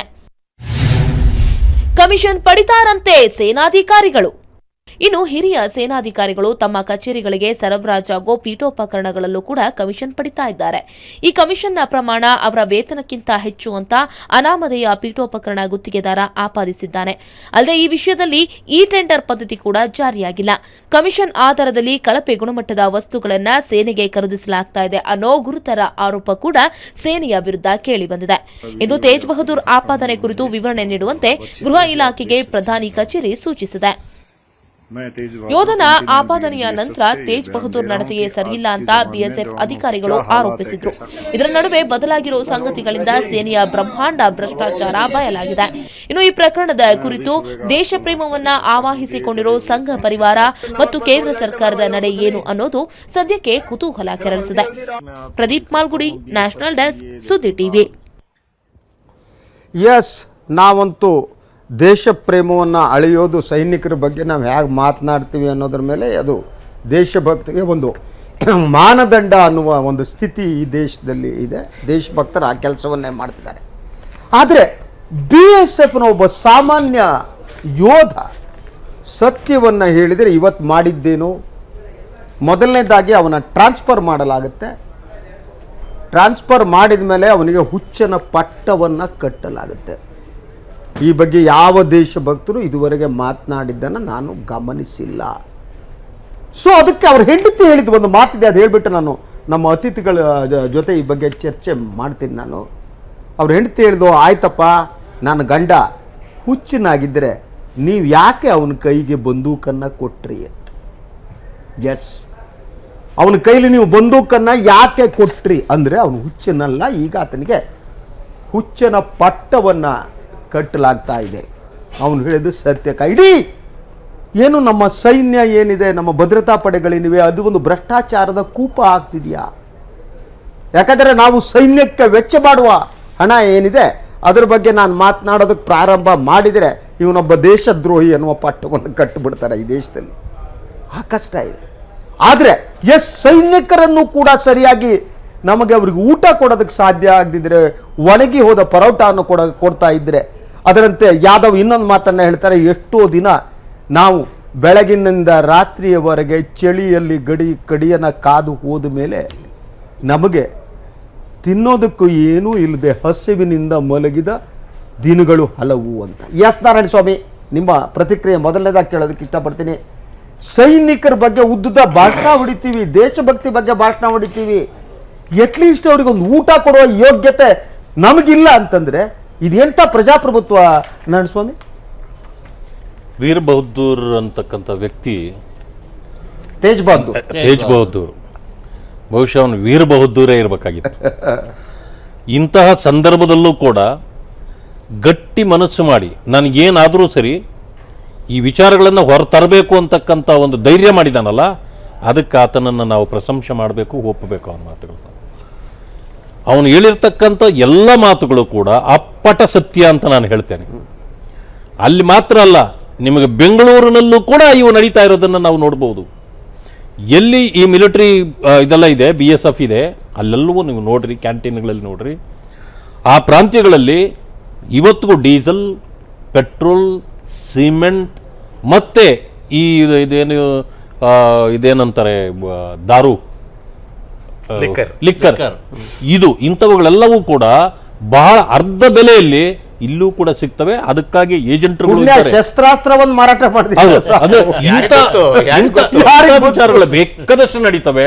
ಅದು ನಾನು ಹೇಳ್ತಕ್ಕಂಥದ್ದು ಈ ಸರ್ಕಾರ ಇದ್ದಾಗ ಅಥವಾ ಮತ್ತೊಂದು ಸರ್ಕಾರ ಪ್ರಶ್ನೆ ಅಲ್ಲ ಇದು, ಯಾವಾಗಲೂ ನಡೀತದೆ. ಆದರೆ ನೀವಿಲ್ಲಿ ಅಕೌಂಟಬಿಲಿಟಿಯನ್ನು ಇವ್ರಿಗೆ ಫಿಕ್ಸ್ ಮಾಡಿ, ಪೊಲೀಸ್ನವರು ಏನಾದರೂ ಮಾಡಿದ್ರೆ ನಾವು ಇಮಿಡಿಯೇಟ್ಲಿ ಮಾತಾಡ್ತೀವಿ, ಸರ್ಕಾರಿ ಅಧಿಕಾರಿಗಳು ಮಾತಾಡಿದ್ರೆ ಇಮಿಡಿಯೇಟ್ಲಿ ಮಾತಾಡ್ತೀವಿ, ನಮ್ಗೆ ಸಿಗ್ತಾರೆ. ನೀವು ಮಿಲಿಟರಿ ಆಗಲಿ BSF ಅವ್ರು ಯಾರ ಕಂಟ್ರೋಲಲ್ಲಿ ನಮ್ಗೆ ಯಾರು ಇಲ್ಲ, ಅವರು ಸಿವಿಲಿಯನ್. ಅವರು ಒಂದು ಆಕ್ಸಿಡೆಂಟ್ ಮಾಡಿದ್ರೆ ನಾವು ವೀಕ್ಷಕರಿಗೆ ಗೊತ್ತಿದೆಯಲ್ಲ ಗೊತ್ತಿಲ್ಲ, ಏನು ಸೈನ್ಯಕ್ಕೆ ಸೇರಿದ ವ್ಯಕ್ತಿ ಒಂದು ವೆಹಿಕಲ್ ತಂದು ಬೆಂಗಳೂರು ನಡುವೆ ಆಕ್ಸಿಡೆಂಟ್ ಮಾಡಿದ್ರು ಕೂಡ ನೇರವಾಗಿ ಪೊಲೀಸ್ ಕ್ರಮ ಕೈಗೊಳ್ಳ ಆಗಿಲ್ಲ. ಅವರದೇನು ಕಮಾಂಡೆಂಟ್ ಇನ್ಯಾರೋ ಇದ್ದಾರೆ ಹೆಡ್ ಕ್ವಾರ್ಟರ್ಸ್ಗೆ ಮಾಹಿತಿ ಕೊಡಬೇಕು. ಅಟ್ರಾಕ್ಷನ್ ಕೊಟ್ಟಿದ್ದೀವಿ ನಾವು ಅವರಿಗೆ. ಮಧ್ಯ ಇರೋ ಯಾರ ಆಫೀಸರ್ಸ್ ಹೋಗ್ಬಿಟ್ಟು ಈ ರೀತಿ ಕೆಲಸಗಳು ಮಾಡಿದ್ದಾರೆ. Yes continue. ಆದ್ರಿಂದ ಇವರು ಏನು ಹೇಳಿದಾನೆ ಬಹಳ ಅಪ್ಪಟ ಸತ್ಯವನ್ನೇ ಹೇಳಿದ್ದಾನೆ, ಧೈರ್ಯದಿಂದ ಹೇಳಿದ್ದಾನೆ. ಆದರೆ ಸತ್ಯವನ್ನು ಹೇಳೋರ ಗತಿ, ಅವರ ಪರಿಸ್ಥಿತಿ ಈ ದೇಶದಲ್ಲಿ ಏನಿರುತ್ತೆ. ನಾವು ಅವ್ರ ಹೆಂಡತಿ ಇನ್ನೊಂದು ಮಾತು ಹೇಳಿದ್ದಾರೆ, ಏನು ಅಂತಂದ್ರೆ ಎಸ್ ನಮಗೆ ಜೀವ ಭಯ ಇದೆ ಅಂತ. ಸಹಜ ಅಲ್ವೇ? ಆತನೇ ಹೇಳಿದ್ದಾನೆ. ನಾನು ನೋಡಿದೆ, ಇದನ್ನು ನೋಡಿದೆ. ನೋಡಿ, ನಾಳೆಯಿಂದ ನನ್ನ ಪರಿಸ್ಥಿತಿ ಏನಾಗ್ತದೆ ಅಂತ ನನಗೂ ಗೊತ್ತಿಲ್ಲ. ಇಲ್ಲೇ ಇರ್ತೀನೋ, ನನ್ನನ್ನು ಏನು ಮಾಡ್ತಾರೋ, ಇಲ್ಲ ಹೊಡೆದಾಕಿ ಸಾಯಿಸ್ತಾರೋ ನನಗೆ ಗೊತ್ತಿಲ್ಲ. ಈ ಎಲ್ಲ ಮಾತುಗಳನ್ನು ಹೇಳುವಾಗಲೇ ಹೇಳ್ಬಿಟ್ಟಿದ್ದಾರೆ. Yes Bhaskar, welcome to you. ದೇಶಭಕ್ತಿ ಬಗ್ಗೆ ಮಾತನಾಡ್ತೀವಿ, ದೇಶ ಪ್ರೇಮದ ಬಗ್ಗೆ ಮಾತನಾಡ್ತೀವಿ, ದೇಶದ್ರೋಹಿಗಳ ಬಗ್ಗೆ ಮಾತನಾಡ್ತೀವಿ. ಇಡೀ ಸೈನ್ಯದ ಈ ಬಗ್ಗೆ ಮಾತಾಡಲ್ಲ. ಅವ್ರ ಕಾಯುವೊಬ್ಬ ಸೈನಿಕ, ಅವರು ಸತ್ರ ಕೇಳೋರಿಲ್ಲ. ಒಂದು ಅವರಿಗೆ ಕುಟುಂಬಕ್ಕೆ ಒಂದು ನಿರ್ವಸತಿಯಾಗಿ ಹೋಗ್ಬಿಟ್ಟಿರ್ತಾರೆ. ಅವರಿಗೊಂದು ಪುನರ್ವಸತಿ ಕಲ್ಪಿಸುವ ಕೆಲಸಗಳು ನಡೆಯಲ್ಲ. ಯಾವ ದೇಶಭಕ್ತರು ಮಾತಾಡಿದ್ ನಾನಂತೂ ನೋಡಿಲ್ಲಪ್ಪ. ದೇಶಭಕ್ತರು ಕಾಯುವವ್ರ ಬಗ್ಗೆ ಮಾತನಾಡ್ತಾರೆ, ಅವರು ಸಫರ್ ಆದವ್ರ ಬಗ್ಗೆ ಮಾತನಾಡಲ್ಲ. ಈ ರೀತಿ ಅದ್ರ ಬಗ್ಗೆ ಯಾರು ಮಾತಾಡ್ತಾ ಇಲ್ಲ. ಅವನು ಹೇಳಿಕೆ ಬಗ್ಗೆ ನಾನೆಲ್ಲೂ ಯಾವುದೇ ಸಾಮಾಜಿಕ ಜಾಲತಾಣದಲ್ಲಿ ನೋಡೇ ಇಲ್ಲ ಅದ್ರ ಬಗ್ಗೆ. ನೋಡಿ, ಅವನು ಮೊದಲನೇದಾಗಿ ಅವನು ಆ ಯಾದವ್ದು ಸ್ಟೇಟ್ಮೆಂಟ್ ಬಂದ ದಿವಸವೇ ಸೇನೆಯ ಉನ್ನತ ಸ್ತರದಲ್ಲಿರೋರು ಕೆಲವರು ಹೇಳಿದರು, ಅವನೊಬ್ಬ ಕುಡುಕ, ಹಗಲು ರಾತ್ರಿ ಕುಡಿತಾನೆ, ಹುಚ್ಚ ಅವನೊಬ್ಬ ಅಂತಂದ್ರು ಅವರು. ಅವರ ಪತ್ನಿಯವರು ಹೇಳಿದ್ದನ್ನೆಲ್ಲ ನೀವು ಹೇಳ್ಬಿಟ್ರಿ, ನಾನು ಆ ಪ್ರಶ್ನೆಗೆ ಹೋಗಲ್ಲ. ಬಾರ್ಡರ್ ಸೆಕ್ಯೂರಿಟಿ ಫೋರ್ಸ್ ಆಗಲಿ ಅಥವಾ ಆರ್ಮಿ ಆಗಲಿ ಏನೇ ಆಗಲಿ, ಅಲ್ಲಿ ವಾರಕ್ಕೊಮ್ಮೆ ಆ ಮನುಷ್ಯನ ಆಲ್ಕೋಮೀಟರ್ನ ನೋಡ್ತಾರೆ ಅವರು. ಒಂದನೇದಾಗಿ ಆತ ಹಗಲು ರಾತ್ರಿ ಕುಡಿಯೋದಾದರೆ ಆತನ್ನು ಪಕ್ಕಕ್ಕೆ ನಿಲ್ಲಿಸ್ತಾರೆ. ಇವರು ಅವನು ಹಗಲು ರಾತ್ರಿ ಕುಡಿಯೋನಾದರೆ ಮೊದಲನೇದಾಗಿ ಶಿಸ್ತಿನ ಕ್ರಮ ತಗೋಬೇಕು. ಕೋರ್ಟ್ ಮಾರ್ಷಲ್ ಮಾಡಿದೀವಿ ಅಂತ ಹೇಳ್ತಾರೆ, ಬಟ್ ಆ ವಿವರಗಳಿಲ್ಲ. ನೀವು ಅಂತವನಾದ್ರೆ ಎಷ್ಟು ಬಾರಿ ಕೋರ್ಟ್ ಮಾರ್ಷಲ್ ಶಿಕ್ಷೆ ಅನುಭವಿಸಬೇಕಾಗಿ ನೀವು ಕೋರ್ಟ್ ಮಾರ್ಷಲ್ ಮಾಡಿದಿರಿ ಹೇಳಿ ತಿಳ್ಕೊಳ್ಳೋಣ. ಆತ ಹುಚ್ಚ ಹೇಳತ್ತ ಕನ್ಕ್ಲೂಷನ್ ನೀವು ಬಂದಿದ್ದೀರಿ ಹೇಳಿ ತಿಳ್ಕೊಳ್ಳೋಣ. ಅವ್ನು ಕುಡುಕ ಹೇಳೋದನ್ನು ಒಪ್ಪನ, ಆದ್ರೆ ಅವ್ನ ಕೈಗೆ ಬಂದೂಕನ್ನು ಹೇಗೆ ಕೊಟ್ರಿ ನೀವು ಅಲ್ವಾ? ಆ ಹುಚ್ಚನ ಕೈಗೆ ಬಂದೂಕು ಕೊಟ್ರೆ ಏನಾಗ್ತದೆ ಹೇಳಿ ಜಗತ್ತಿಗೆ ಹೊಡೆದಾಕ್ಬಿಟ್ರೆ. ಆದರೆ ಅಂದರೆ ಇಲ್ಲಿ ಭಾಳ ನಾವು ನೋಡ್ಬೇಕಾಗಿರೋದು ಏನು ಅಂತಂದ್ರೆ, ಆತನ ಕರ್ತವ್ಯದಲ್ಲಿ ಆತ ಎಂದೂ ಮೈಮರ್ತಿಲ್ಲ. ಆಮೇಲೆ ಸೇನೆಯಲ್ಲಿ ಆ ಒಂದು -4 ಡಿಗ್ರಿ ಜಾಗದಲ್ಲಿ ನಿಂತ್ಕೊಂಡಿರ್ಬೇಕಿದ್ರೆ ಅವ್ರಿಗೆ ಸ್ವಲ್ಪ ಬಾಡಿಯನ್ನು ವಾರ್ಮ್ ಅಪ್ ಮಾಡೋದಕ್ಕೆ ಅವರಿಗೆ ಲಿಕ್ಕರ್ ಬೇಕಾಗುತ್ತೆ. ಅದು ಸರ್ಕಾರವೇ ಪೂರೈಸ್ತದೆ. ಅವರಿಗೆ ರಮ್ಮು, ವಿಸ್ಕಿ ಮತ್ತೊಂದನ್ನು ಸರ್ಕಾರವೇ ಪೂರೈಸ್ತದೆ. ಅವರಿಗೆ ಕೋಟಾ ಏನು ನಿಗದಿ ಮಾಡಿ. ರಮ್ ಬೆಟರ್ ಅಲ್ವಾ? ರಮ್ ಬೆಟರ್ ಚಳಿಗಾಲಕ್ಕೆ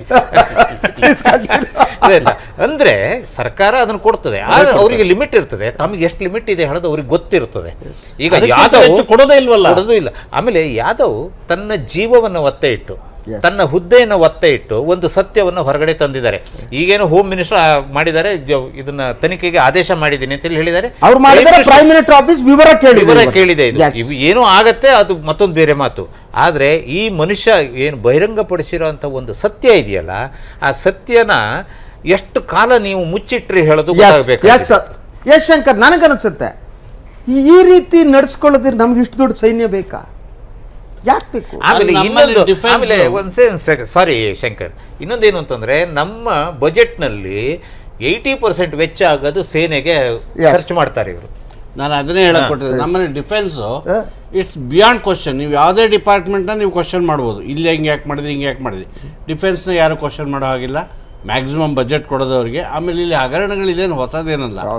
ಆ ಕಾರ್ಗಿಲ್ ಯುದ್ಧ ಆದಾಗ ಶವಪೆಟ್ಟಿಗೆ ಹಗರಣ ಬಂತು. ಈ ತರ ಸಾಕ್ಸ್ ಹಗರಣ, ಚಪ್ಪಲಿ ಹಗರಣ, ಶೂ ಹಗರಣ, ಸಮವಸ್ತ್ರ ಹಗರಣ. ಹುಮಾಯೂನ್ ಕಪೂರ್ ಹೇಳಿದ್ದಾರೆ, ಚೈನಾ 3 ದಿವಸ ಯುದ್ಧನ ಮುಂದುವರಿಸಿದ್ರೆ ನಮ್ಮ ಹತ್ರ ವಿಮಾನಕ್ಕೆ ಬೇಕಾದ ಪೆಟ್ರೋಲ್ ಇರಲಿಲ್ಲ ಅಂತ. ಹುಮಾಯೂನ್ ಕಪೂರ್ ಹೇಳಿದ ಮಾತು ಹೀಗಿರುವಾಗ ಅಲ್ಲಿ ಅವ್ರದೇ ಒಂದು ಸರ್ಕಾರ, ಅವ್ರೇನ್ ಮಾಡ್ತಾರೆ ಅದೇ ಕಾನೂನು. ಇವನೊಬ್ಬ ಇಷ್ಟು ಧೈರ್ಯ ವಹಿಸಿ ಅವನು ಸತ್ಯವನ್ನು ಹೊರಗೆ ತಂದ್ರೆ, ಇವನಾದ್ಮೇಲೆ ಇನ್ನೊಬ್ಬ CRPF ಜೀತ್ ಸಿಂಗ್ ಅಂತ, ಅವನು ಕೂಡ ಇದೇ ವಿಷಯಗಳನ್ನು ಮಾತಾಡಿದ್ದಾನೆ. ಅನೇಕರು ಈಗ ಮಾಡಿದ್ದಾರೆ. ಹಾ, ಆದರೆ ನಮ್ಮಲ್ಲಿ ಹೇಗಿದೆ ನೋಡಿ ವ್ಯವಸ್ಥೆ, ಅವನು ಸತ್ಯ ಹೇಳಿದಾನೆ ಅಂತ ನಾವು ಒಪ್ಕೊಳ್ಳೋಕೆ ನಾವು ರೆಡಿ ಇಲ್ಲ. ಅವನ್ನೇ ವಿಕ್ಟಿಮೈಸ್ ಮಾಡೋದಕ್ಕೆ ಅವನ್ನೇ ವಿಕ್ಟಿಮೈಸ್ ಮಾಡ್ತಿದ್ದೀವಿ. ಅದೇ ಇದಕ್ಕೆ ಅವ್ನಿಗೆ ನಾವು ಚರ್ಚೆ ಬೇಡ. ಇಲ್ಲದ ಇನ್ನೊಂದು ಸುದ್ದಿ ಬರ್ತಾ ಇದೆ ಇವರ ಬ್ರಿಗೇಡ್ಗೆ ಸಂಬಂಧಪಟ್ಟ ಹಾಗೆ, ಆಯ್ತಾ? ಈಗ ಇನ್ನೊಂದು 2ನೇ ಕಲ್ಲು ಹೊಡೆದಿದ್ದಾರೆ ಯಡಿಯೂರಪ್ಪನವರು. ಸಂಗೊಳ್ಳಿ ಬ್ರಿಗೇಡ್ನ ಮತ್ತೊಬ್ಬ ಬಿಜೆಪಿ ಕಾರ್ಯಕರ್ತನ ಅಮಾನತು ಮಾಡಲಾಗಿದೆ. ಬಿಜೆಪಿ ಹಿಂದುಳಿದ ವರ್ಗಗಳ ಮೋರ್ಚಾದ ರಾಜ್ಯ ಉಪಾಧ್ಯಕ್ಷ ಅವ್ವಣ್ಣ ಮ್ಯಾಕೇರಿ ಅವರನ್ನು ಅಮಾನತುಗೊಳಿಸಿ ಏನು ಬಿಜೆಪಿ ಹಿಂದುಳಿದ ವರ್ಗಗಳ ಮೋರ್ಚಾ ಅಧ್ಯಕ್ಷರಾದ ಪುಟ್ಟಸ್ವಾಮಿ ಅವರು ಆದೇಶ ಹೊರಡಿಸಿದ್ದಾರೆ. ಯಾಕೆ ಅಂದರೆ ಅವರು ಬ್ರಿಗೇಡ್ನಲ್ಲಿ ಸಕ್ರಿಯರಾಗಿದ್ದರು. 2ನೇ ಕಾರ್ಯಕರ್ತರು ಬಿದ್ದರು. ಡಬಾರ್ ಹೇಳಿ ಸರ್. 2ನೇ ಕಾರ್ಯಕರ್ತರು ಬಿದ್ದರು, ಈಗ ಎತ್ತಾಕಿದ್ರು. 2ನೇ wicket, second wicket sir concern wicket. ಪಾಪ ಅವರೆಲ್ಲ ಟೈಲೆಂಟೆಡ್ ಟೈಪ್ ಇದ್ದಾರೆ. ಅಥವಾ ಬ್ಯಾಟ್ಸ್ಮನ್ ಅಲ್ಲ, ಬಾಲರ್. ಇದು ಹೆಂಗಿದೆ ಗೊತ್ತಾ? ಇದು ಹೆಂಗಿದೆ ಗೊತ್ತಾ ಸರ್? ಇದು ಈಗ ಎಲ್ಲಾದ್ರೂ ಮಾಬ್ ಸೇರ್ಕೊಂಡ್ಬಿಟ್ಟಿರ್ತದಲ್ಲ, ಅಲ್ಲಿ ಕೆಲವು ಸಾರಿ ಪೊಲೀಸ್ನವ್ರು ಹೋಗ್ತಾರೆ. ಏನಾದ್ರೂ ಅನಾಹುತ ಆಗೋದಕ್ಕೆ ಮುಂಚೆ ಮಾಬನ್ನು ಓಡಿಸ್ಬೇಕಂದ್ರೆ ಸಣ್ಣದಾಗ ಲಘು ಲಾಠಿ ಪ್ರಹಾರ ಮಾಡ್ದಂಗಿದು. ಯಾರು ಸರ್ ಇವರು? ನಿಮ್ಮ ಇವರು ಸರ್ ಅವ್ವಣ್ಣ ಮೇಕ್ರಿ ಅಂತೇಳಿ ಕಳೆದ ಬಾರಿನೂ ನಮ್ಮ ಕೋಟಾ ಶ್ರೀನಿವಾಸ್ ಪೂಜಾರು OBC ಮೋರ್ಚಾ ಅಧ್ಯಕ್ಷರಿದ್ರು. ಅವರು ಇದ್ದಾಗಲೂ ರಾಜ್ಯ ಕಾರ್ಯದರ್ಶಿ ಆಗಿದ್ದರು. ಮತ್ತು ನಮ್ಮ ಎಲ್ಲಿಯವರು? ಅವರು ಗುಲ್ಬರ್ಗದವರು. ನಮ್ಮ BJ ಪುಟ್ಟಸ್ವಾಮಿ ಅವರು ಆದಾಗಲೂ ರಾಜ್ಯ ಉಪಾಧ್ಯಕ್ಷರಾಗಿ ಜವಾಬ್ದಾರಿಯಾಗಿದ್ದರು. ನೀವು ಬಿಜೆಪಿನಲ್ಲಿ ಏನಾಗಿದ್ದೀರಿ? ನಾನು ಕಳೆದ ಬಾರಿ ರಾಜ್ಯ ಹಿಂದುಳಿದ ಮೋರ್ಚಾದಲ್ಲಿ ಕಾರ್ಯದರ್ಶಿ ಆಗಿದ್ದೆ. ಈಗಿಲ್ಲ, ಇವಾಗಿಲ್ಲ. ಸರ್ ಅದೇನು ಹೊಸ್ತೇನಲ್ಲ ಸರ್. ನಮ್ಮ ನಿನ್ನೆ ವೆಂಕಟೇಶ್ ಮೂರ್ತಿ ಅವ್ರದ್ದು ಇವತ್ತು ಈಶ್ವರಪ್ಪನವ್ರದೇ ಸ್ಟೇಟ್ಮೆಂಟ್ ಕೊಡ್ಬೋದಾ ಅಂತ ಏನ್ ಹೇಳಿ ಸರ್? ಅದೇನು ವಿಶೇಷ ಅಲ್ಲ. ವೆಂಕಟೇಶ್ ಮೂರ್ತಿ ಅವರ ಅಮಾನತಾದ ನಮ್ಮ ವೀಕ್ಷಕರ ಗಮನಕ್ಕೆ ತರ್ತೇನೆ. ಈಶ್ವರಪ್ಪನವ್ರು ಹೇಳಿದ್ರು ಅಲ್ಲ, ವೆಂಕಟೇಶ್ ಮೂರ್ತಿ ಅವರು ಬೆಂಗಳೂರಿಗೆ ಮಾತ್ರ ಸೀಮಿತ ಆಗಿದ್ರು. ಅವ್ರ ಹೆಸರು ಬೆಂಗಳೂರು ಗೊತ್ತಿರಲಿಲ್ಲ. ಸೊ ಯಡಿಯೂರಪ್ಪನವರು ಅವರನ್ನ ಏನು ಸಸ್ಪೆಂಡ್ ಮಾಡುವ ಮೂಲಕ ಅವ್ರನ್ನ ರಾಜ್ಯ ನಾಯಕರನ್ನಾಗಿ ಮಾಡಿದ್ದಾರೆ. ಅವರಿಗೆ ಕೃತಜ್ಞತೆ ಸಲ್ಲಿಸ್ತೀನಿ ಅಂತ ಯಡಿಯೂರಪ್ಪನವರು 2ನೇ ಅವ್ರನ್ನ ರಾಜ್ಯ ನಾಯಕರನ್ನಾಗಿ ಮಾಡ್ತಿದ್ದಾರೆ. ಪ್ಲೀಸ್, ಅವ್ರ ಹೆಸರು ಗೊತ್ತಿರಲಿಲ್ಲ, ನನಗೆ ಗೊತ್ತಿರಲಿಲ್ಲ. First time I am reading is name. It's good. Yes sir, ಆ ಭಾಗದಲ್ಲಿ ಅವರು ಕೋಲಿ ಸಮಾಜದ ಬಹಳ ಪ್ರಮುಖರಿದ್ದಾರೆ. ಅವ್ವಣ್ಣ ಮೇಕ್ರಿ ಅವರು ಗುಲ್ಬರ್ಗಾ ಭಾಗದಲ್ಲಿ. ಅವರು ಸಂಘ ಪರಿವಾರದಿಂದ ಬಂದವರು, ಬೇರೆ ಪರಿವಾರದಿಂದ ಬಂದವರು? ಇಲ್ಲ, ಸಂಘ ಪರಿವಾರದಿಂದ ಬಂದವರು. ಕಳೆದ ಬಾರಿ ಜವಾಬ್ದಾರಿ 16 ವರ್ಷದಿಂದ ಜವಾಬ್ದಾರಿ ಇದ್ದಾರೆ ಸರ್. ಆಗಿದೆ. ಈಗ ಲಕ್ಷಾಂತರ ಕಾರ್ಯಕರ್ತರಿದ್ದಾರೆ ಸರ್ ನಮ್ಮ ರಾಜ್ಯದ ಮೂಲೆಯಿಂದಲೂ. ಎಸ್, ಬಿಜೆಪಿ ಕಾರ್ಯಕರ್ತರು ಸಂಗೊಳ್ಳಿ ರಾಯಣ್ಣನ್ಗೆ ನೀವೇನು ತಲೆ ಕೆಡಿಸ್ಕೊಳ್ಳಲ್ಲ ಸರ್. ಅದೇನು ವಿಶೇಷ ಏನಿಲ್ಲ ಸರ್. ಅದ್ರಲ್ಲಿ ವಿಶೇಷ ಏನಿದೆ? ಏನಿಲ್ಲ ವಿಶೇಷ ಇದೆಯಾ ಅಂತ ನಾರಾಯಣಸ್ವಾಮಿ ಕೇಳ್ತಾರೆ. ನಾರಾಯಣಸ್ವಾಮಿ 2ನೇ ವಿಕೆಟ್ ಟೇಲೆಂಡರು. ಟೇಲೆಂಡರ್ ಯೂಶುವಲಿ ಬೌಲರ್ ಆಗಿರ್ತಾರೆ. ಬೌಲರು ಅಲ್ಲ, ಬ್ಯಾಟ್ಸ್ಮನ್ ಅಲ್ಲ ಅನ್ನೋರನ್ನ ಟಾರ್ಗೆಟ್ ಮಾಡ್ತಿದ್ದಾರೆ. ಕೋಳಿ ಕಡಿಯಕ್ಕೆ ಇವ್ರು ಪುಕ್ಕ ತರದಂಗೆ ಆಯ್ತು ಇದು ಕತೆ. ಇದು ನಿಜವಾಗಿ ಇದು ಏನು ಅವಶ್ಯಕತೆನೂ ಇಲ್ಲ. ಆದ್ರೆ ಒಂದೇನಪ್ಪ, ನಮ್ಮ ಘಟನಾ ಸ್ಥಳದಲ್ಲಿ ನಮ್ಮ ವರದಿಗಾರ ಪವನ್ ಕುಮಾರ್ ಅವರು ಇರ್ಬೇಕು ಕಾಣುತ್ತೆ. ಇನ್ನೇನೇನು ಘಟನೆ ನಡೀತೆ, ಏನಾಗುತ್ತೆ ಕೇಳ್ಕೊಬಿಟ್ಟು ಚರ್ಚೆ ಮಾಡೋಣ ಅನ್ಸುತ್ತೆ. ಪವನ್ ಕುಮಾರ್, ಪವನ್ ಕೇಳ್ತಾ ಇದೆಯಾ? ಕೇಳ್ತಾ ಇಲ್ಲ. ಅವರೆಲ್ಲ ಸಸ್ಪೆಂಡ್ ರಾಜಕಾರಣದಲ್ಲಿ ಸಿಲ್ಕೊಂಡಿರ್ಬೇಕು. S, continue. ಇಲ್ಲ, ಇದು ಏನು ಆಗಲ್ಲ. ಸುಮ್ಮನೆ ತಟ್ಟಿ ನೋಡ್ತಿದ್ದಾರೆ ನೋಡಿ. ಇವತ್ತು MLCಗಳನ್ನೆಲ್ಲ ಕರೆದು ಇವತ್ತು ಸಭೆ ನಡೆದಿದೆ. ಇದರಲ್ಲಿ ಏನಾದರೂ ಒಂದು ದೊಡ್ಡ ತೀರ್ಮಾನ ತಗೊಂಡು ಈಶ್ವರಪ್ಪನವ್ರ ಮೇಲೇನೆ ಕೈ ಇಟ್ರೆ ಆವಾಗ ಏನಾದರೂ ನಾವು ಹೇಳ್ಬೋದು, ಏನೋ ಒಂದು ದೊಡ್ಡ ಇದು ನಡೆಯಂಗಿದೆಯಪ್ಪ ಅಂತೇಳಿ. ಇಲ್ಲಿಂದ ಏನೂ ಇಲ್ಲ. ಅಲ್ಲೂ ಹಂಗೆ. ಈ ಶಿವಮೊಗ್ಗದವರೇ ಹಾಗೆ ಸರ್. ಅದಾಗಲ್ಲ ಬಿಡಿ ಸರ್. ಶಿವಮೊಗ್ಗನೇ ಹೇಗಿದೆ ಅಂದ್ರೆ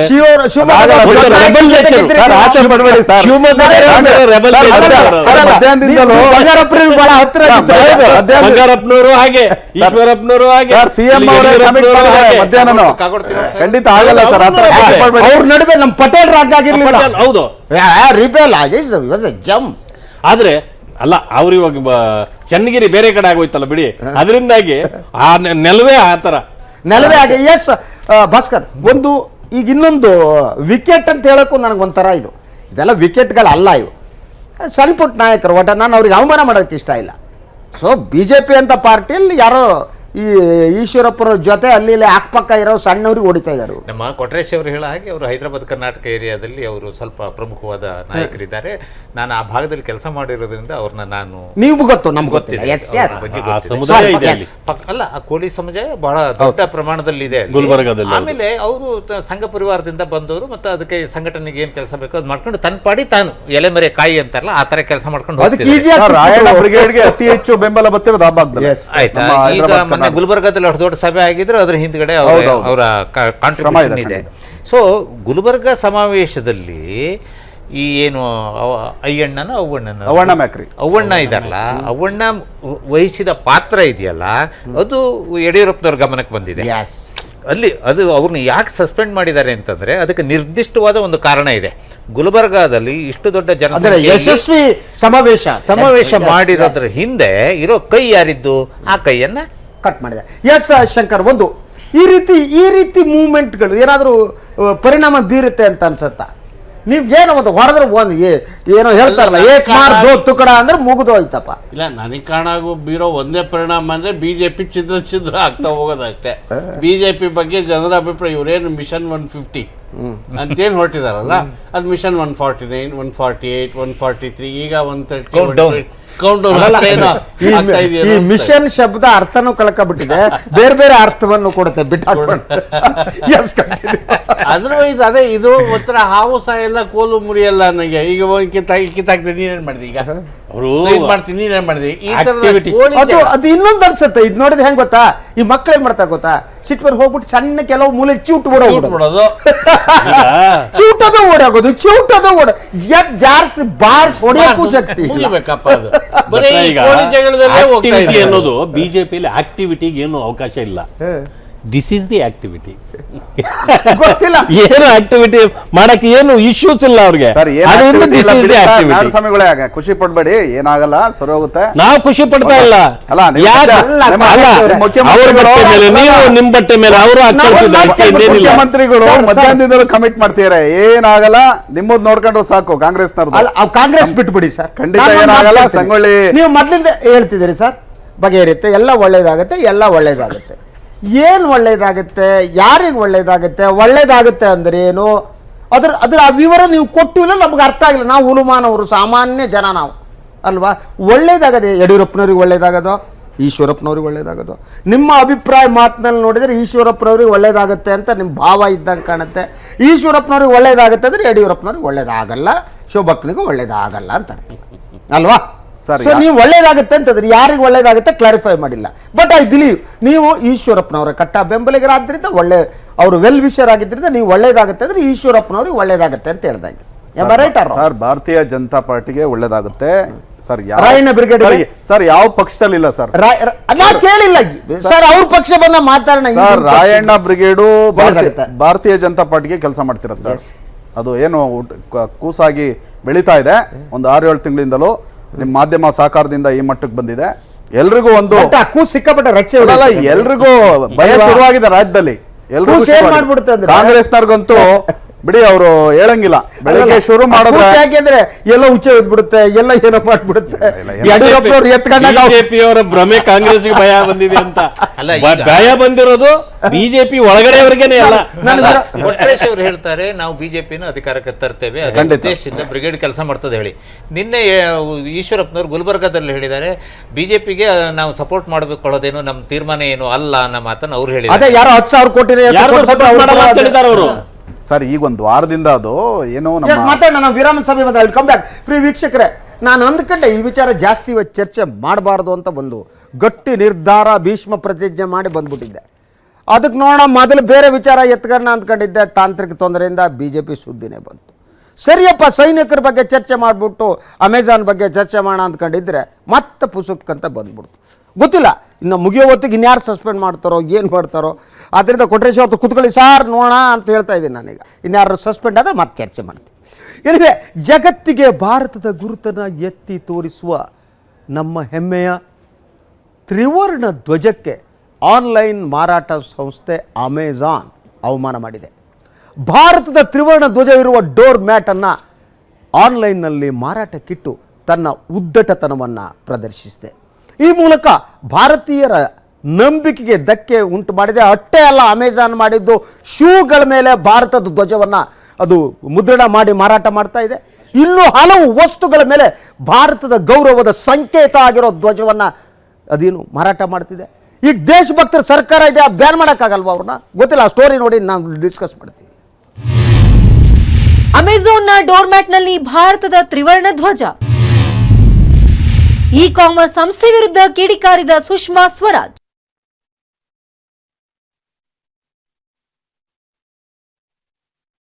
ಇ ಕಾಮರ್ಸ್ ಸಂಸ್ಥೆ ಅಮೆಜಾನ್ ಭಾರತದ ತ್ರಿವರ್ಣ ಧ್ವಜವಿರುವ ಡೋರ್ ಮ್ಯಾಟ್ಗಳನ್ನು ಮಾರಾಟ ಮಾಡುವ ಉದ್ದಟತನಕ್ಕೆ ಮುಂದಾಗಿದ್ದು ಭಾರತೀಯರ ಕೆಂಗಣ್ಣಿಗೆ ಗುರಿಯಾಗಿದೆ. ವಿದೇಶಾಂಗ ಸಚಿವೆ ಸುಷ್ಮಾ ಸ್ವರಾಜ್ ಅಮೆಜಾನ್ ವಿರುದ್ಧ ಕಿಡಿಕಾರಿದ್ದು ಅಮೆಜಾನ್ ಸಂಸ್ಥೆ ತಕ್ಷಣವೇ ಬೇಷರತ್ ಕ್ಷಮೆಯಾಚಿಸಬೇಕು, ಇಲ್ಲವಾದರೆ ಭಾರತದಲ್ಲಿರುವ ಅಮೆಜಾನ್ ಉದ್ಯೋಗಿಗಳ ವೀಸಾ ರದ್ದು ಮಾಡಲಾಗುವುದು ಅಂತ ಎಚ್ಚರಿಸಿದ್ದರು.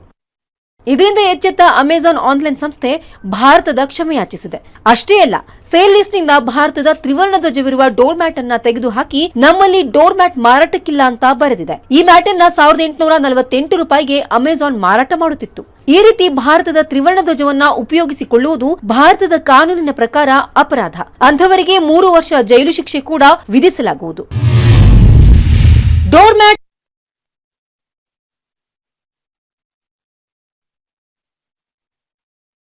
ಕೇವಲ ಡೋರ್ ಮ್ಯಾಟ್ ಅಷ್ಟೇ ಅಲ್ಲ, ಭಾರತದ ತ್ರಿವರ್ಣ ಧ್ವಜವಿರೋ shoe, key chain, T-shirt ಗಳನ್ನ ಅಮೆರಿಕದಲ್ಲಿ ಅಮೆಜಾನ್ ಸಂಸ್ಥೆ ಮಾರ್ತಿದೆ. ಅಮೆಜಾನ್ ಸಂಸ್ಥೆ ಈ ರೀತಿ ಉದ್ದಟತನ ಪ್ರದರ್ಶಿಸುತ್ತಿರುವುದು ಇದೇ ಮೊದಲೇನಲ್ಲ. ಕಳೆದ ವರ್ಷ ಹಿಂದೂ ದೇವರಾದ ಗಣೇಶನ ಚಿತ್ರವಿರುವ ಡೋರ್ ಮ್ಯಾಟ್ ಗಳನ್ನ ಮಾರಾಟಕ್ಕೆ ಇಟ್ಟು ತೀವ್ರ ವಿರೋಧಕ್ಕೆ ಗುರಿಯಾಗಿತ್ತು.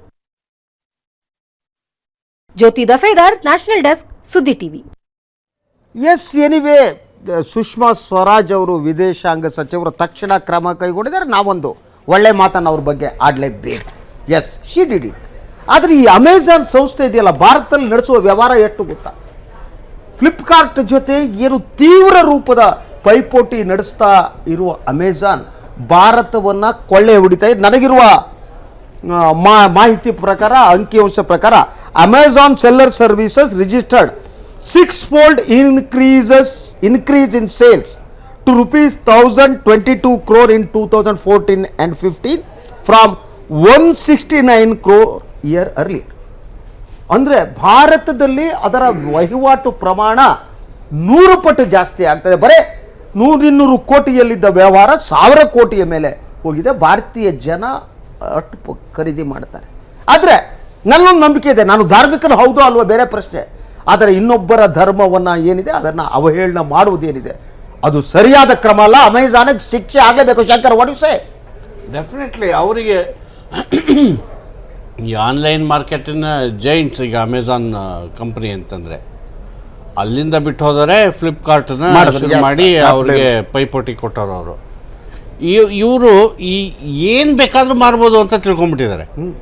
ಈಗ ದೇವರ ಚಿತ್ರಗಳನ್ನು ಅಂಡರ್ವೇರ್ಗಳ ಮೇಲೆ ಪ್ರಿಂಟ್ ಮಾಡೋದು, ಶೂಸ್ ಮೇಲೆ ಪ್ರಿಂಟ್ ಮಾಡೋದು, ಕಾಚದ ಮೇಲೆ ಪ್ರಿಂಟ್ ಮಾಡೋದು, ಅದನ್ನೇ ಅಂಡರ್ವೇರ್ ಅದೇ ತಾನೆ ಶಿಷ್ಟ ಭಾಷೆ.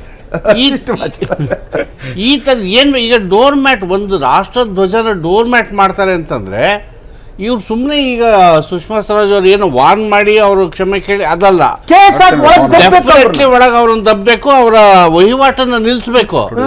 ಒಂದು ದೇಶದಲ್ಲಿ 1000 ಕೋಟಿ ರೂಪಾಯಿ ಆದಾಯ ಮಾಡ್ಕೊಳಕ್ಕಾಗತ್ತೆ ಇವ್ರಿಗೆ. ಅಲ್ಲಿಯ ಜನರ ಸ್ವಾಭಿಮಾನಕ್ಕೆ ಧಕ್ಕೆ ಬರಬಾರ್ದು, ತರುವಂತ ಕೆಲಸ ಮಾಡಬಾರ್ದು ಅಂತ ಗೊತ್ತಾಗಲ್ವಾ ಅವರಿಗೆ? ನಾಳೆ ಬೆಳಗ್ಗೆ ಅಮೆರಿಕ ಧ್ವಜ ಹಿಡ್ಕೊಂಡು ಮಾಡ್ತಾರೆ ಅವರು. ಮಾಡ್ಲಿ, ಅದು ಮಾಡಿ ತೋರಿಸ್ಲಿ ಅವರು. ಏನು ಈಸಿ? ಇಂಡಿಯಾ ಅಂದ್ರೆ ಅವರಿಗೆ ದೊಡ್ಡ ಮಾರುಕಟ್ಟೆ. ನೀವು ಮಾರುಕಟ್ಟೆ ವಸ್ತುಗಳ ಹಾಗೆ ನಮ್ಮ ಜನರನ್ನು ಬಳಸ್ಕೊಳ್ಳೋದು ಹಾಳ ಹೋಗ್ಲಿ. ಜನರು ಬಳಸ್ಕೊಳ್ಳೋದ್ರ ಜೊತೆಗೆ ನಮ್ಮ ಗೌರವದ, ನಮ್ಮ ಸ್ವಾಭಿಮಾನದ, ದೇಶಭಕ್ತಿಯ ಸಂಕೇತ ಧ್ವಜಾನೇ ಹಿಡ್ಕೊಬಿಟ್ಟು ಈ ರೀತಿ ಮಾಡಿದ್ರೆ ಕೇಳಿರಲಿಲ್ಲ. Bhaskar, what you say? ಅದೇ ನಮಗೆ ಒಂದನೇದಾಗಿ ಇಂಥ ಈ ಅಮೆಜಾನ್ ಇರ್ಬೋದು, ಫ್ಲಿಪ್ಕಾರ್ಟ್ ಇರ್ಬೋದು, ಏನೇ ಇರ್ಬೋದು, ಇವು ಬಹುರಾಷ್ಟ್ರೀಯ ಕಂಪನಿಗಳಲ್ಲಿ ಇತ್ತು. ಅವರಿಗೆ ಬಹಳ ದೊಡ್ಡ ಮಾರ್ಕೆಟು ಇಂಡಿಯಾ. ಇಷ್ಟು ದೊಡ್ಡ ಮಾರ್ಕೆಟ್ ಜಗತ್ತಿನಲ್ಲಿ ಅವರಿಗೆ ಇನ್ನೊಂದು ಇಲ್ಲವೇ ಇಲ್ಲ. ಈ ಕೊಳ್ಳುಬಾಕ ಸಂಸ್ಕೃತಿ ಅಂತ ನಾವೇನು ಹೇಳ್ತೇವೆ, ಆ ಕೊಳ್ಳುಬಾಕ ಸಂಸ್ಕೃತಿಯನ್ನು ಬಹಳ ಚೆನ್ನಾಗಿ ಅವರು ಡೆವಲಪ್ ಮಾಡ್ಕೊಂಡು ಬಂದಿದ್ದಾರೆ. ನಮ್ಮ ಟಿವಿಯಲ್ಲಿ ಬರೋ ಜಾಹೀರಾತುಗಳು ಮತ್ತೊಂದು ಇವೆಲ್ಲವೂ ಈ ಕೊಳ್ಳುಬಾಕ ಸಂಸ್ಕೃತಿಯನ್ನು ಅತ್ಯಂತ ವೇಗವಾಗಿ ಡೆವಲಪ್ ಮಾಡ್ತಾ ಇದ್ದಾವೆ. ಇವರಿಗೆ ಎಷ್ಟು ಅಹಂಕಾರ ಬಂದಿದೆ ಅಂತಂದರೆ, ಭಾರತದಲ್ಲಿ ತಾವು ಏನು ಮಾಡಿದರೂ ನಡೀತದೆ ಹೇಳದಿದೆ. ಹೆಚ್ಚಂದರೆ ಸರ್ಕಾರ ಒಂದು ವಾರ್ನಿಂಗ್ ಕೊಡ್ತದ, ಆ ವಾರ್ನಿಂಗ್ ಕೊಟ್ಟಿದ್ದಕ್ಕೆ ಒಂದು ಕ್ಷಮಾಪಣೆ ಕೇಳಿದ್ರೆ ಆಯಿತು, ಮುಗಿದೋಯ್ತು ಅಲ್ಲಿಗೆ. ಮತ್ತೆ ನಾಳೆ ಅವರು ಇನ್ನೊಂದು ರೂಪದಲ್ಲಿ ಅದನ್ನು ಬರ್ಬೋದು, ಕರ್ನಾಟಕ ಧ್ವಜದಲ್ಲಿ ಬರ್ಬೋದು ಅಥವಾ ತಮಿಳುನಾಡಿನ ಧ್ವಜದ ರೂಪದಲ್ಲಿ ಬರ್ಬೋದು. ಹೀಗೆ ಅವರಿಗೆ ಭಯ ಅನ್ನೋದು ಮನಸ್ಥಿತಿ ಕನಿಷ್ಠ ಒಂದು ದೇಶದ ಧ್ವಜವನ್ನ ಇನ್ನೊಂದು ದೇಶದವರು ಗೌರವಿಸಬೇಕು. ಅಮೆರಿಕ ಧ್ವಜ ಇರ್ಬೋದು, ಪಾಕಿಸ್ತಾನ ಧ್ವಜ ಇರ್ಬೋದು, ಯಾವುದೇ ದೇಶ ಆ ದೇಶದ ಸ್ವಾಭಿಮಾನ ಅಷ್ಟೇ. ಅದನ್ನ ಈಗ ಗೌರವಿಸುವ ಮನಸ್ಥಿತಿನೇ ಇಲ್ದಿದ್ರೆ ವಿಶ್ವಸಂಸ್ಥೆಯ ಮೇಲೆ ಎಲ್ಲಾ ದೇಶಗಳ ಧ್ವಜವನ್ನು ಒಂದೇ ಹಂತದಲ್ಲಿ ಹಾರಿಸಬೇಕು ತೀರ್ಮಾನ ತಗೊಂಡ ಹಂತದಲ್ಲಿ ಇದ್ದಿದ್ದು. ಚಿಕ್ಕ ರಾಷ್ಟ್ರ ಇರ್ಬೋದು, ದೊಡ್ಡ ರಾಷ್ಟ್ರ ಇರ್ಬೋದು, ಆ ದೇಶದ ಸ್ವಾಭಿಮಾನ ಇದೆಯಲ್ಲ ಅದಕ್ಕೆ ಈ ಮೇಲೆ ಕೆಳಗೆ ಅನ್ನೋದು ಇರೋದಿಲ್ಲ. ಹಾಗಾಗಿ ಆ ಧ್ವಜಗಳೆಲ್ಲರೂ ಈಕ್ವಲ್ ಲೆವೆಲ್ನಲ್ಲಿ ಹಾರಾಡ್ತಾ ಇರಬೇಕು ಅನ್ನೋದು ವಿಶ್ವಸಂಸ್ಥೆಯ ನಿಯಮ. ನಾವೆಲ್ಲ ಈ ವಿಶ್ವಸಂಸ್ಥೆಯ ಕೆಲವೊಂದು ಇಷ್ಟು ರಾಷ್ಟ್ರಗಳಲ್ಲಿ ಇದೆ. ಈ ಅಮೆಝಾನ್ ಅಂತ ಸಂಸ್ಥೆಗಳು ಯಾಕೆ ಹೀಗಾಗತ್ತೆ ಅಂತಂದರೆ ಭಟ್ರೆ, ಬಹಳ ಏನಂದರೆ ನಾವು ಇಂಡಿಯಾದಲ್ಲಿ ಏನು ಮಾಡಿದರೂ ಆಗ್ತದೆ, ಇಲ್ಲಿ ವಾರ್ನಿಂಗ್ ಕೊಡ್ಬೋದು, ಮತ್ತೊಂದು ಕೊಡ್ಬೋದು, ಶಿಕ್ಷೆ ಆಗಲ್ಲ ಅಂತಿದೆ. ಅವ್ರ ಮಾತನ್ನು ನಾನು ಒಪ್ತೇನೆ. ಇದು ಅಹಂಕಾರದ ಪರಮಾವಧಿ, ದುರಹಂಕಾರದ ಇದು ಪರಮಾವಧಿ ಇವ್ರದ್ದು. ಯಾಕೆ ಅಂತಂತಂದ್ರೆ ಅವ್ರು ಯಾವ ದೇಶದವರಾದರೂ ಆಗಿರಲಿ, ಅವರ ದೇಶದ ಫ್ಲಾಗು ಅವರ ಇದಕ್ಕೆ ಅವರು ಮರ್ಯಾದೆ ಕೊಡ್ತಾರಂದ್ರೆ ಎಲ್ಲ ದೇಶಗಳದ್ದು ಕೂಡ ಅಷ್ಟೇ ಗೌರವ ಕೊಡಬೇಕು. ಎಲ್ಲರಿಗೂ ಕೂಡ ಅದು ಪವಿತ್ರ. ನನ್ನ ದೇಶದ್ದು ನನಗೆ ಪವಿತ್ರ, ಬೇರೆ ದೇಶದ ಅಪವಿತ್ರ ಎಲ್ಲಿದೆ? ಆದ್ರಿಂದ ಇದು ದೇಶದ ಧ್ವಜವನ್ನು ಅವಮಾನ ಪಡಿಸೋದೇನಿದೆ ಅದು ಆಮೇಲೆ ಯಾರು ಕೂಡ ಹೇಳುದು ಇದು ಕ್ಷಮೆ ಕೇಳೋ ವಿಷಯ ಅಲ್ಲ. ಇವರನ್ನು ಈ ಕಂಪನಿಯನ್ನ ಭಾರತ ದೇಶದಿಂದಲೇ ಬ್ಯಾನ್ ಮಾಡಬೇಕು. ನನಗೆ ಇನ್ನೊಂದು ಅನ್ಸುತ್ತೆ ವೀಕ್ಷಕರೇ, ನಾವೇನು ಆನ್ಲೈನ್ ವ್ಯವಹಾರ ಮಾಡ್ತೀವಿ, ಈಗ 3 ಸಂಸ್ಥೆಗಳ ನಡುವೆ ಬಹಳ ಸೀರಿಯಸ್ ಆದ ಕಾಂಪಿಟೇಷನ್ ಇದೆ. ಬೆಂಗಳೂರಿನ ಫ್ಲಿಪ್ಕಾರ್ಟ್ ಇದೆ, ಅದರಂತೆ ಸ್ನ್ಯಾಪ್ಡೀಲ್ ಇದೆ, ಅಮೆಝಾನ್ ಇದೆ. ನನಗನ್ಸುತ್ತೆ ಏನು ಈ ಕಂಪನಿಯನ್ನ ಜನ ಬ್ಯಾನ್ ಮಾಡಬೇಕು. ಸರ್ಕಾರ ಬ್ಯಾನ್ ಮಾಡುವುದಕ್ಕಿಂತ ಜನ ಒಂದು ತೀರ್ಮಾನ ತಗೋಬೇಕು. ನಾಳೆಯಿಂದ ನಾನು ಅಮೆಝಾನ್ ನಲ್ಲಿ ಏನನ್ನು ತರಿಸೋಲ್ಲ, ನಾನು ಬೇಕಾದ ವಸ್ತುವನ್ನ ಫ್ಲಿಪ್ಕಾರ್ಟ್ ಅಲ್ಲಿ ತರಿಸ್ತೀನಿ, ಸ್ನ್ಯಾಪ್ಡೀಲ್ ತರಿಸ್ತೀನಿ. ಇದು ನಮ್ಮ ದೇಶಕ್ಕೆ ಅವಮಾನ ಮಾಡಿದೆ ಆ ಕಾರಣಕ್ಕೆ ಅಂತ ನಾನು ರಿಕ್ವೆಸ್ಟ್ ಮಾಡ್ಕೊಡ್ತೀನಿ. ನಾವೆಲ್ಲ ಅಂತ ದೇಶಭಕ್ತರಲ್ಲ, ನಮ್ಮನ್ನು ದೇಶಭಕ್ತರು ಅಂತ ಕನ್ಸಿಡರ್ ಮಾಡಲ್ಲ ಜನ. ಆ ರೀತಿ ಸರ್ಟಿಫಿಕೇಟು ಅಗತ್ಯ ಇಲ್ಲ. ಆದರೆ ದೇಶಭಕ್ತರು ಅಂತ ಯಾರು ಕ್ಲೇಮ್ ಮಾಡ್ಕೋತಾರೆ, ಯಾರು ದೇಶಭಕ್ತಿ ಬಗ್ಗೆ ಸಾಮಾಜಿಕ ಜಾಲತಾಣಗಳಲ್ಲಿ ಬರೀತಾರೆ, ಅವರು ತೀರ್ಮಾನ ತಗೊಳ್ಳಿ. ಇವತ್ತೇ ನಾಳೆಯಿಂದ ನಾವ್ಯಾರೂ ಕೂಡ ಅಮೆಝಾನ್ನಲ್ಲಿ ಏನನ್ನೂ ತರಿಸಲ್ಲ. ಇಡೀ ಬಿಸಿನೆಸ್ ಬಿದ್ದರೆ ಅಮೆಝಾನ್ CEO ಇಂದ ಎಲ್ಲ ಬಂದು ಕಾಲು ಹಿಡ್ಕೊತಾರೆ. ಇಂಡಿಯಾದವ್ರನ್ನ ಕಾಲು ಹಿಡಿಸ್ಬೇಕು ಅವರಿಗೆ. ಚಳವಳಿ ರೂಪದಲ್ಲಿ ನನಗೊಂದು ಆಶ್ಚರ್ಯ ಇದೆ, ಬಿಜೆಪಿಯವರು ಎಲ್ಲಾ ವಿಚಾರಗಳಿಗೂ ಹೋರಾಟ ಮಾಡ್ತಿದ್ದವರು ಇವೇನು ಅವ್ರಿಗೆ ಗಮನಕ್ಕೆ ಬಂದಿಲ್ವಾ ಅಥವಾ ಅದರ್ವೈಸ್ ಬಿಸಿ ಅಂತ ಏನು ಅಂತ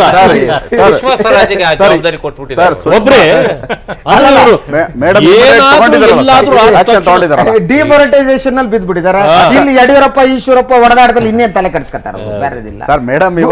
ಗುಜರಾತ್ ನಲ್ಲಿ ಬೇರೆ ಬೇರೆ ವ್ಯವಹಾರಗಳಲ್ಲಿ ಬಿದ್ದುಕೊಂಡಿದ್ದಾರೆ. ನಾನು ಹೇಳ್ತೀನಿ, ನಾವು ಈ ನಾಡಿನ ಈ ದೇಶದ ಜನ, ನಮ್ಮಲ್ಲಿ ದೇಶಭಕ್ತಿ ಇದ್ರೆ ನಾವು ನಾಳೆಯಿಂದ ಅಮೆಝಾನ್ನಲ್ಲಿ ಏನನ್ನೂ ತರಿಸಕೂಡದು. ಅವರ CEO ಎಲ್ಲ ಇಂಡಿಯಾಕ್ಕೆ ಓಡ್ ಬಂದ್ಬಿಟ್ಟು ಜನರ ಕ್ಷಮೆ ಕೇಳೋದು ಮಾತ್ರ ಅಲ್ಲ, ಕ್ಷಮೆಗೂ ಸಾಕಾಗಲ್ಲ ಅದು. ಅವರು ಇನ್ನು ಮುಂದೆ ಇಂಥದ್ದು ಮಾಡಲ್ಲ ಅಂತ ಹೇಳ್ಬೇಕು. ಅವ್ರು ಮಾಡಕೂಡ್ದು. ಇದು ನಮಗೆ ಅವಮಾನ ಮಾಡಿದ್ದಾರೆ. ನಾನು ರಿಕ್ವೆಸ್ಟ್ ಮಾಡ್ತೀನಿ, ಮೊದಲನೇದಾಗಿ ಬಿಜೆಪಿ ಅವರಿಗೆ ನಮ್ಮ ಬ್ರಿಗೇಡ್ನವರು ಅವರು ಮಾಡ್ಬೋದು. ಅಮೆಝಾನ್ನಲ್ಲಿ ರದ್ದು ಮಾಡಬೇಕು. ಏನು ಅವರಿಂದ ಈ ಸಣ್ಣ ಪುಟ್ಟದ ಅಂಗಡಿಯವರು ಇರ್ಬೋದು, ಡೀಲರ್ಗಳು ಸಾಕಷ್ಟು ಹೊಡೆತ ಆಗಿದೆ ಅವ್ರಿಗೆ ಹೊಡೆತ ಆಗಿದೆ. ಈಸಿ ಕಂಡ್ರೆ ನೀವು ಯಾವುದೋ ಪುಸ್ತಕ ಬೇಕಾ ಇನ್ನು ಅಮೆಝಾನ್ ಆರ್ಡರ್ ಮಾಡಿ ಬೆಳಗ್ಗೆ ಬರುತ್ತೆ ಅಂತ ತಗೋತಿದ್ರು. ಬಟ್ ಆದರೆ ಅಮೆಝಾನ್ ಅವರಿಂದ ತರಿಸ್ಕೂಡುದು ಅನ್ನೋ ನನ್ನ ಅಭಿಪ್ರಾಯ. ಉಳಿದಿದ್ದು ನಿಮಗೆ ದೇಶಭಕ್ತರಿಗೆ ಬಿಟ್ಟಿದ್ದು. ಏನಿದೆ, ಇದಾಗಿತ್ತು ಇವತ್ತಿನ ಪ್ರೈಮ್ ನ್ಯೂಸ್. ಇನ್ನು ಹಲವು ಸುದ್ದಿಗಳಿದ್ದು ಉಳಿದುಕೊಂಡು ಏನು ಮಾಡೋಕ್ಕಾಗತ್ತೆ ಹೇಳಿ ಮಾತಾಡ್ತಾನೆ ಇರ್ತೀವಿ. ನಾಳೆ ಮತ್ತೆ ಬರ್ತೀನಿ ಇನ್ನಷ್ಟು ಸುದ್ದಿಗಳೊಂದಿಗೆ. ಅಲ್ಲಿವರೆಗೆ ಬಾಯ್, ಗುಡ್ ನೈಟ್.